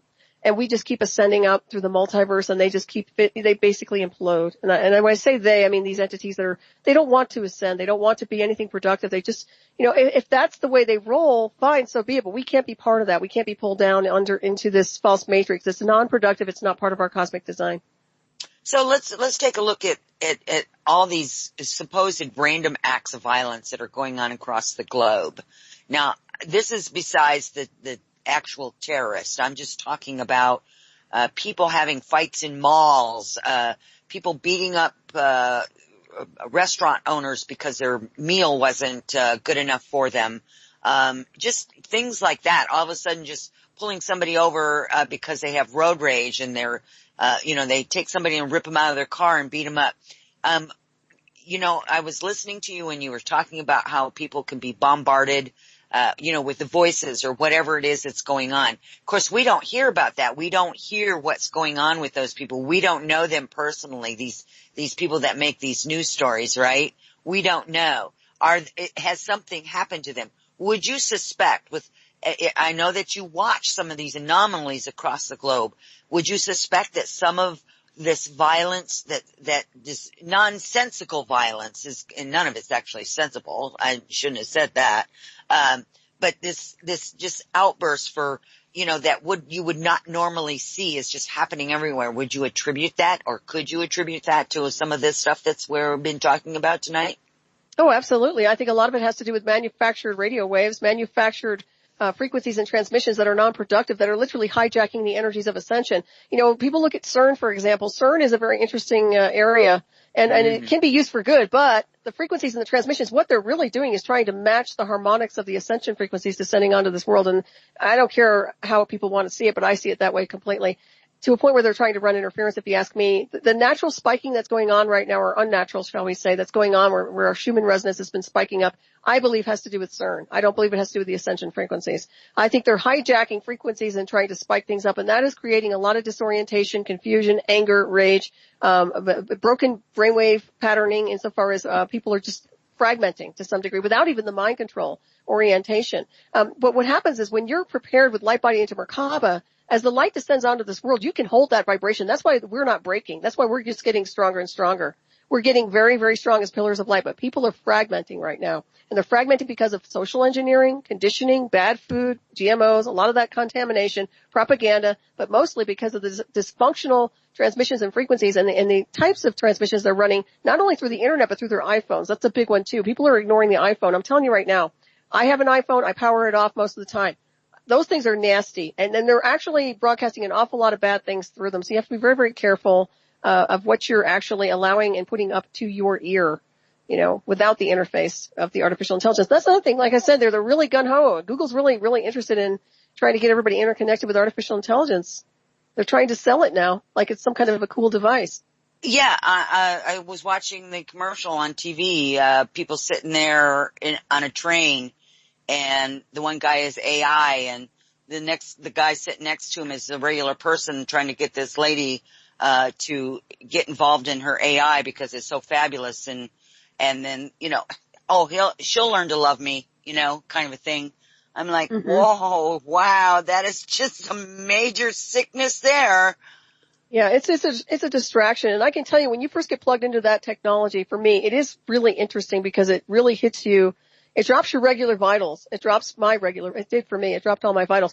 But it boots you up into this, I want to say euphoric, almost like you're drugged, but also to a frequency where, it's just like some kind of a drug, but it's digitized. That's the only way I can explain it. It's a very intense frequency that they run you up with. And I can understand why certain people in agencies like Mossbach, for example, who was my handler, was involved and liked it because it was probably a real quote unquote rush for them. They like probably got into the energy. It's a drug. It's absolutely a drug. And when they interconnect somebody, they even get more euphorically high on their end. So, it's like a vampire almost. It's like that type of a feed. They're getting a feed from you. And it's just, the more I look at it, the more I think it's very disgusting because of the way they do what they do. I think artificial intelligence and artificial telepathy has a place, but not like that. I see artificial intelligence and artificial telepathy like in Star Trek where you use it accordingly and you're respectful and courteous. But the way these people are running rogue with this stuff, it's a waste of time. It's a waste of a mental body, an emotional body, a spiritual body. It's a disrespect to the suit. It's a violation of your civil rights on that level. And also on a multidimensional level, on a universal scale, it's against universal law. There are universal codes that these people are held accountable for some of the stuff they're doing here. Whether they pay for it here on this timeline or not, they're going to pay for it elsewhere. Yeah, I agree. And that much I will tell you that will be happening. And it will. That's just, and like I tell people, I didn't make the laws. But that's I don't what they either. are. That's what I say, the same thing. I say, I don't make these laws. I'm just telling you, I know universal law. You know what it is? We have a knowing because of our benchmark of the cosmos. We come from the stars. And thank goodness I'm lucky enough to know that very intimately. I know source, that energy, that relationship I never ever failed with, because I always had it secured before I was inducted. Thank goodness. I knew what it was like. I know what it's like to be merged with that creation, and nothing can rip you away from that. Not even somebody's interference program. Oh, exactly. So let's move off this just a little bit. One of the things that you talk about doing is remote viewing. Now, you talked about all the abilities and some of the things that you had before all of this went on. Was your clairvoyance and your remote viewing and all of that other, being psychic, et cetera, and so forth. I know you talked about you were taking alternative healing. You were doing a lot of work in the alternative healing arts. Was that part of what you were? Did you learn remote viewing, or was it one of those things that naturally occurred for you? Well, I didn't know I was remote viewing until later on, and then they called it remote viewing, but then I've always been able to do that. I've always had a gift, even as a child. I've always been very psychic, very sensitive to energy, being able to see things, and also be able to enter timelines. In other words, time periods of people's lifetimes. I used to be able to access other people's lifetimes unconscious or subconsciously without even trying. And at first I thought, well, maybe it's just my imagination, if I see somebody in this timeline, in this time period, and then I'd say something to them and they say, well, I've always had a resonance with that. But then I started to dive into certain things like, certain collective programs like the Titanic in certain areas, and I understood very clearly what past lives were about. And then I started really understanding what I see as remote viewing, which was very interesting, was not only interpolation of data streams, but it was as if I had this miniature telescope and camera where I could zoom in and zoom out and actually see things and get into little realities. These were worlds. And I remember this a long time ago. And then when I got pulled into the covert program, I started seeing these machine worlds again. Well, I remember those worlds a long time ago because I remember those back in the 80s before I was inducted. So, and even before that I was doing, like I said, they call it scrying. I know Ed Dames throws a fit. He says, no, there's no such thing. You have to be trained in this. It's militarized, blah, blah, blah. I'm sorry, but I can remote view just as good as he can or any of his personnel. I don't brag about half the stuff I've called and people, and it's come true, and I've seen things and it's manifested, or I know certain areas have certain things in them and it's there. So I can tell you everybody has that gift. It's a matter of fine tuning the gift, and I think it works differently for all of us. I don't think there's any cookie cutter design, but I will tell you with some of the remote viewing they do with the militarized version, there is artificial intelligence involved. There's sci-fi in there. And if they say there isn't, they're liars. And that's why they cheat, because they can pretty much triangulate and go any place across the globe, but they'll have assistance through the AI communication system, which makes it easier for them. And if they say they can't do it, they're full of it. I know that they can. Yeah, well, they're not, those are some of the things that they don't admit to. That's all that black ops stuff. Because that's what they pulled me into. That's yeah, well, hey, listen, before there was remote viewing programs, we were doing it.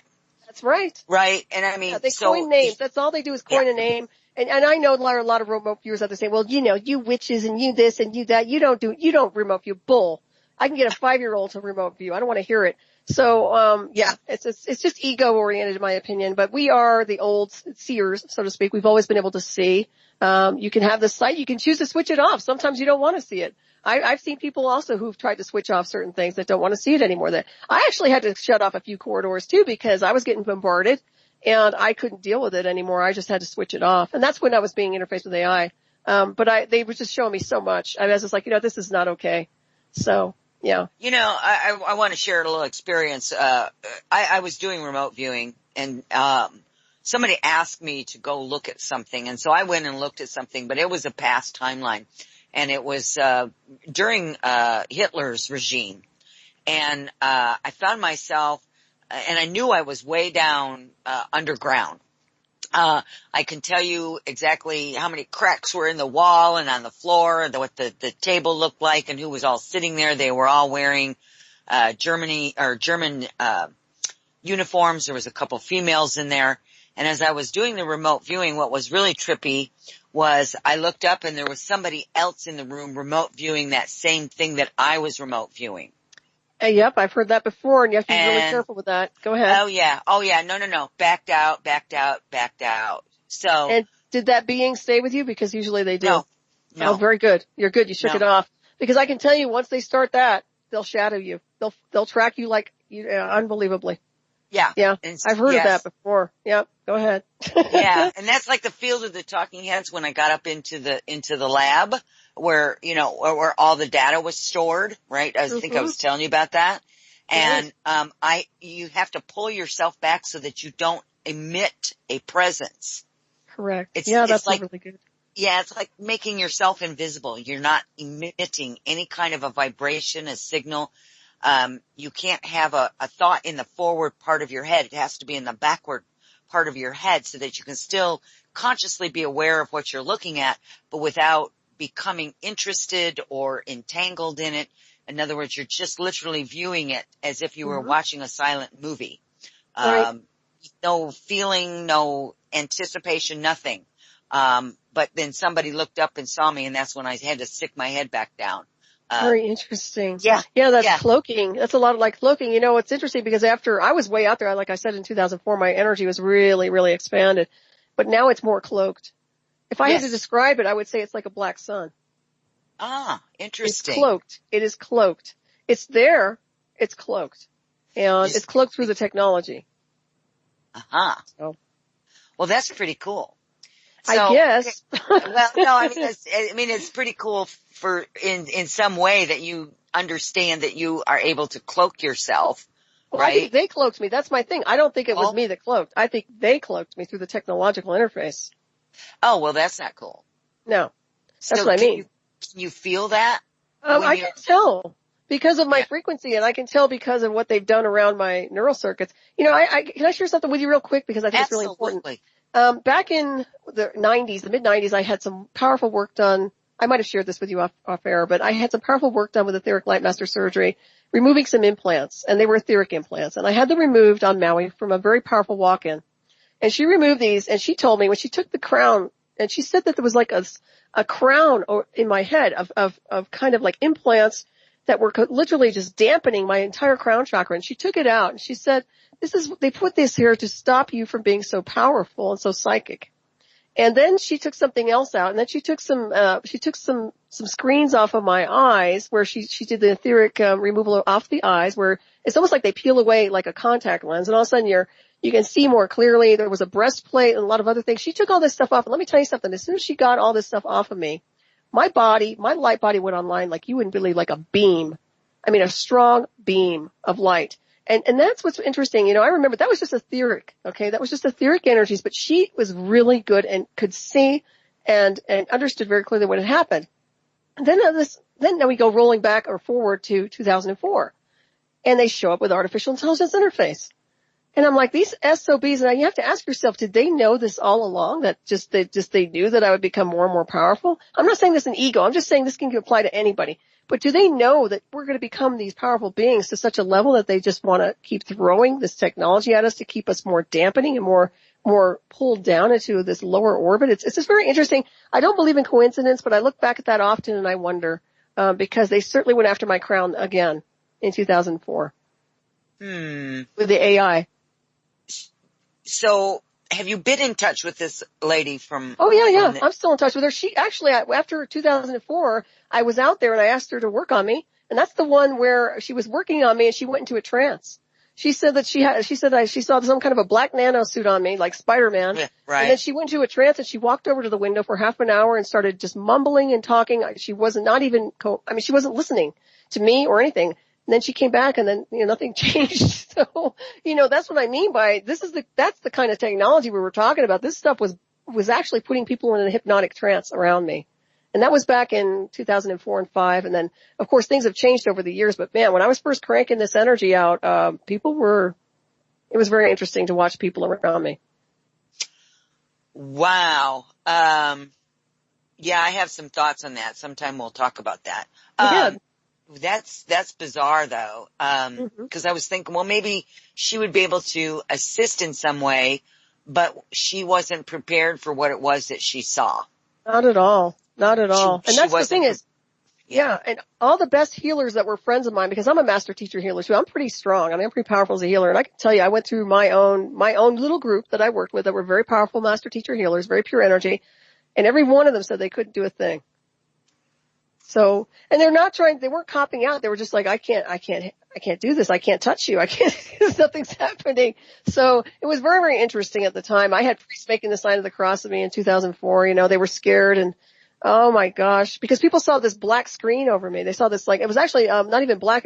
She saw the nanosuit, but other people saw kind of a green, like in the Montauk, or not Montauk. What was it? The Philadelphia experiment kind of thing. Yeah. It was that greenish kind of, something like that. Definitely not normal and definitely technological. Is that because you've been in time travel? Sorry to jump in there. No, go ahead. What was that, JP? Is that because you've been involved in TT? I believe so. I think you're right on about it. I didn't realize it at the time, but I'll tell you what, I remember looking back during that induction at my house, and I lived in a very beautiful area. The sun was shining around every place around the neighborhood. The blue skies were out over my house. This dark this dark greenish color, dark grayish cloud over the house like you wouldn't believe. It looked like a cloaked ship or some kind was over my house. And I remember I was supposed to be going to a road race with my husband at the time, and I just looked back at the house and I said, what the hell is going on? So something was. I don't discount that at all. And you know, the Rush band put out a time traveling tour, by the way, when I was inducted a couple of years back. Weird.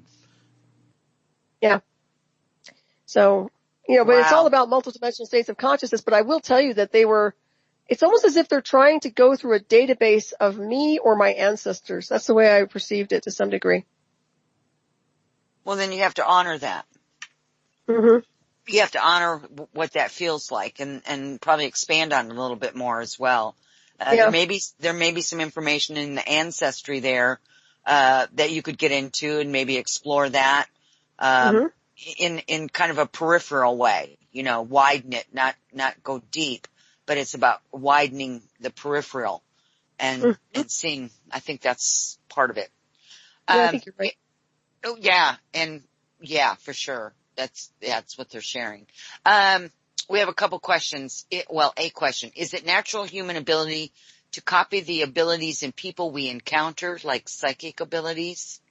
I would say that you're probably, with empaths, they'll pick up on the frequency of the psychic ability of another person, but usually they just sync up naturally. Yeah. We have a natural ability to hive, I guess it's a connection to hives. So we have a natural ability to interconnect onto other people through psychic ability and transmission and receiving.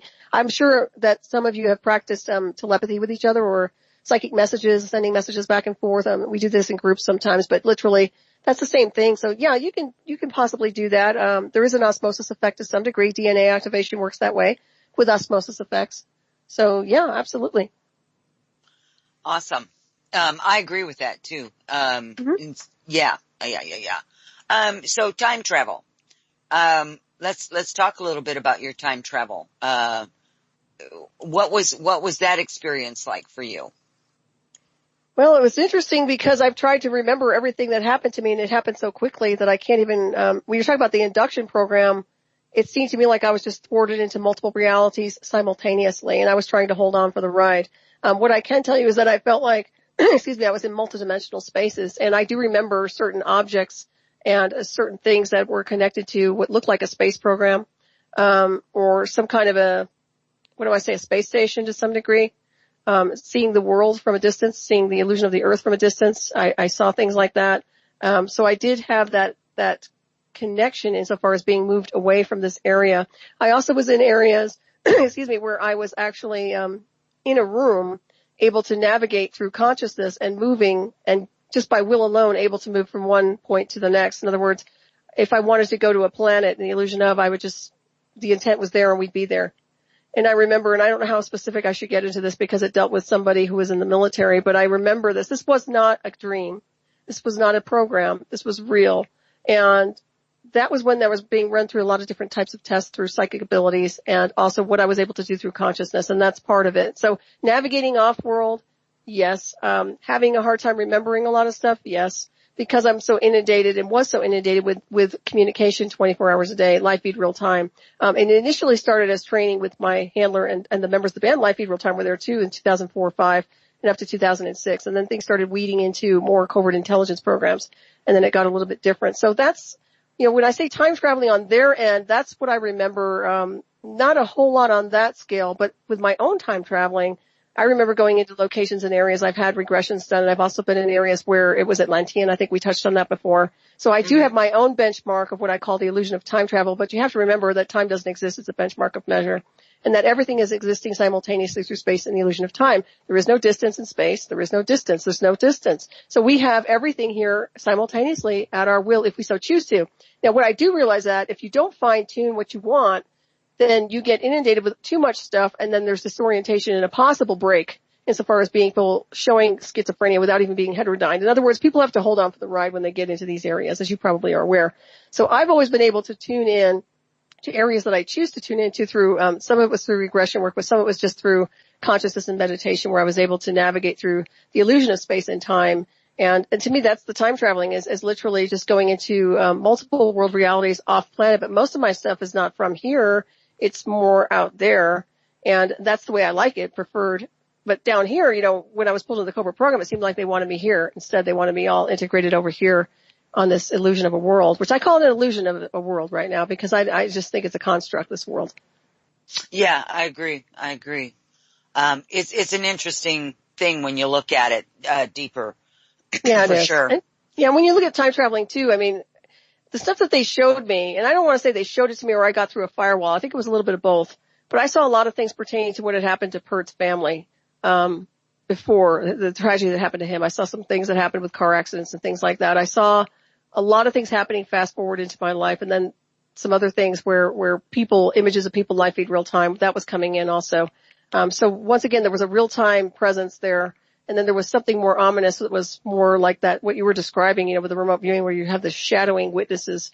I had a lot of that going on. I had a lot of creepy crawly, I want to say Men in Black types, but they're not the FBI types. Those are the wannabes. We're talking real, almost like an interdimensional presence, initially in the abduction in 2004 and with my mother's funeral too. And you have to remember that my grandfather was Scottish Rite Mason, high ranking.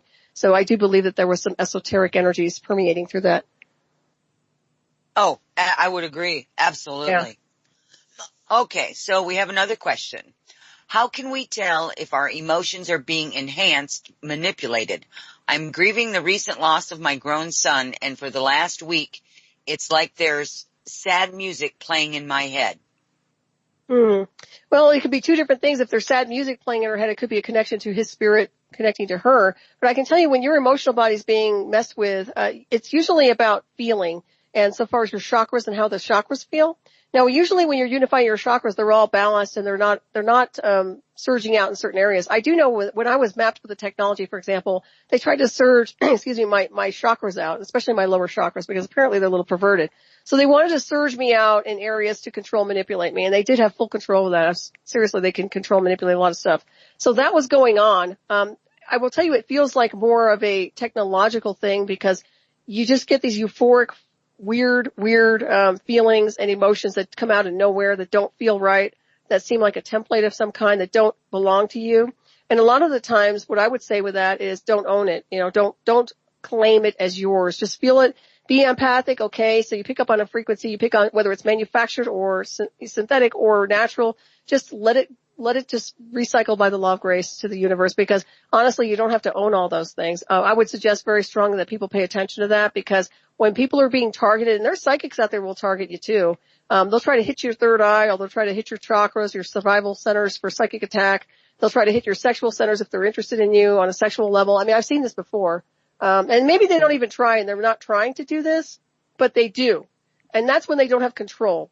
But what I do know with the covert intelligence and the psychotronics and these other areas, they understand very clearly how to map the bioelectric field, the aura, and the chakra centers, and understand very clearly how to utilize those and to program somebody. So if they're giving somebody, for example, if somebody's getting a euphoric high in their sexual centers, and every time they do that to them, they're commanding them, they're creating a program with a repetitive narrative, that's going to be a mind control program to trigger them into that, if that makes sense at all.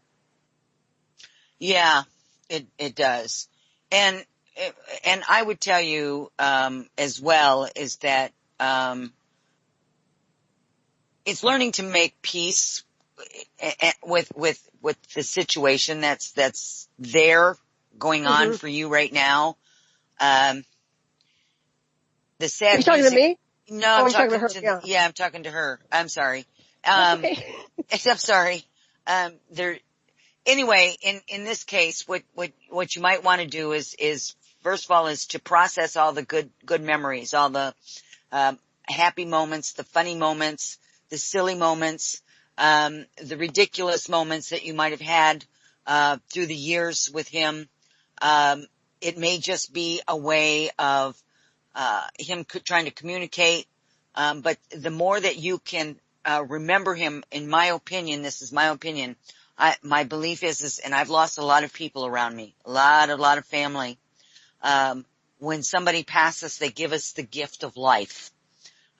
It's the remembrance that life is short. Every day counts. Every moment matters.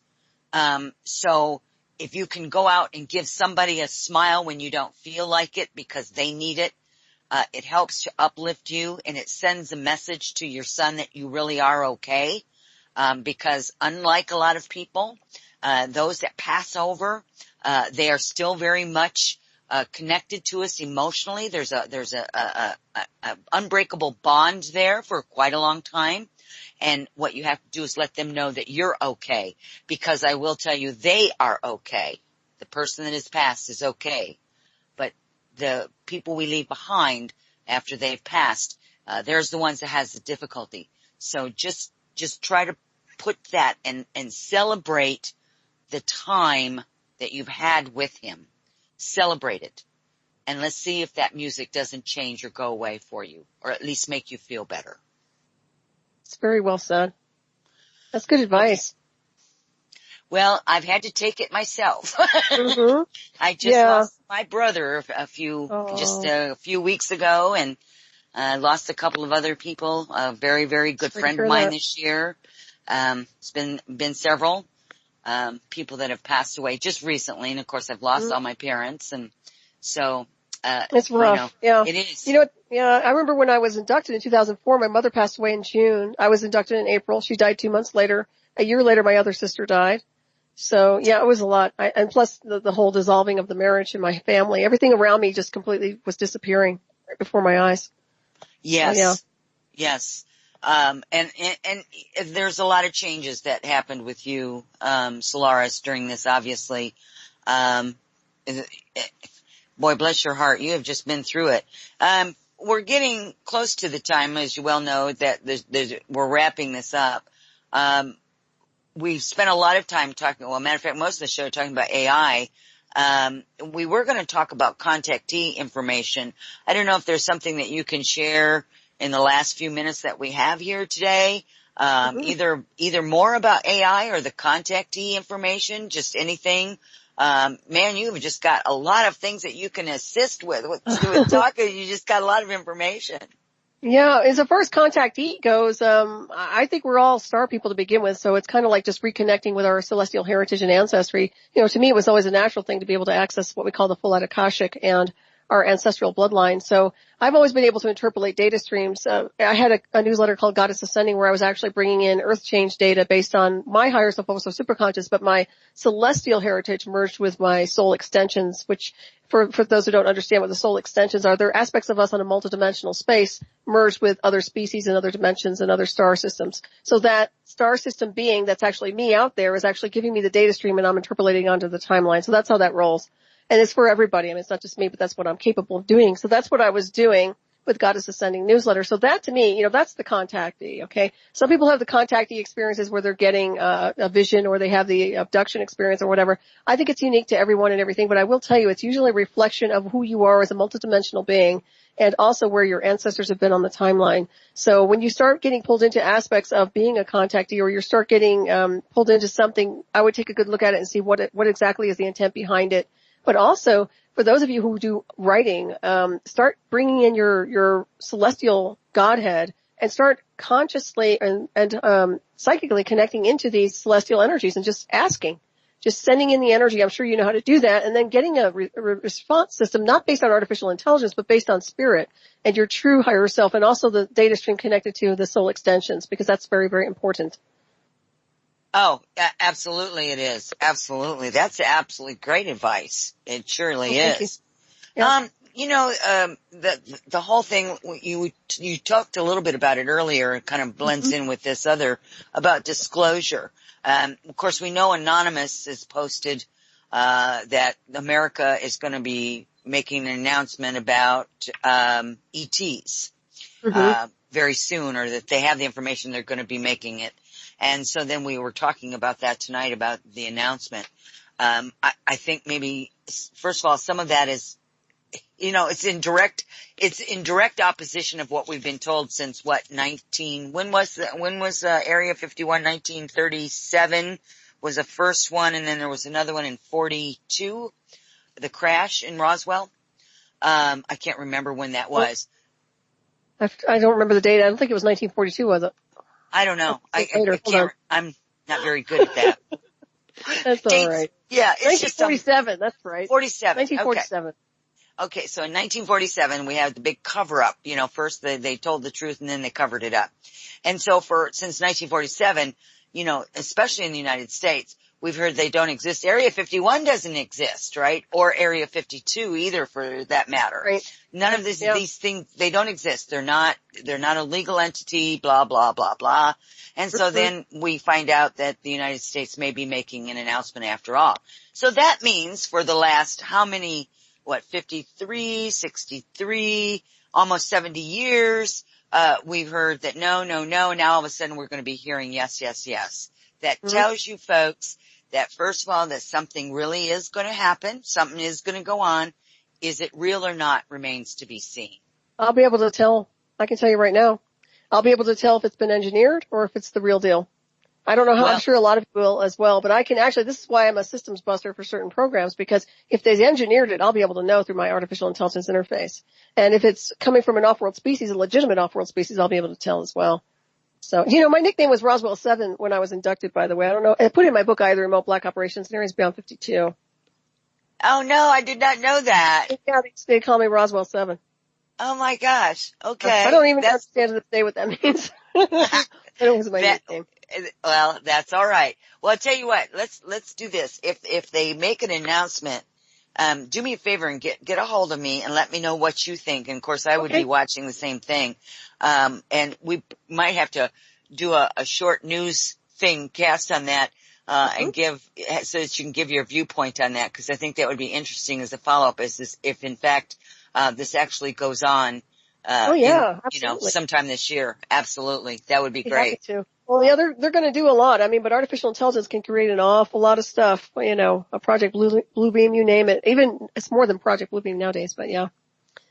Yeah, and you know, there's so many covert black operations anymore, and to me that's just running rampant.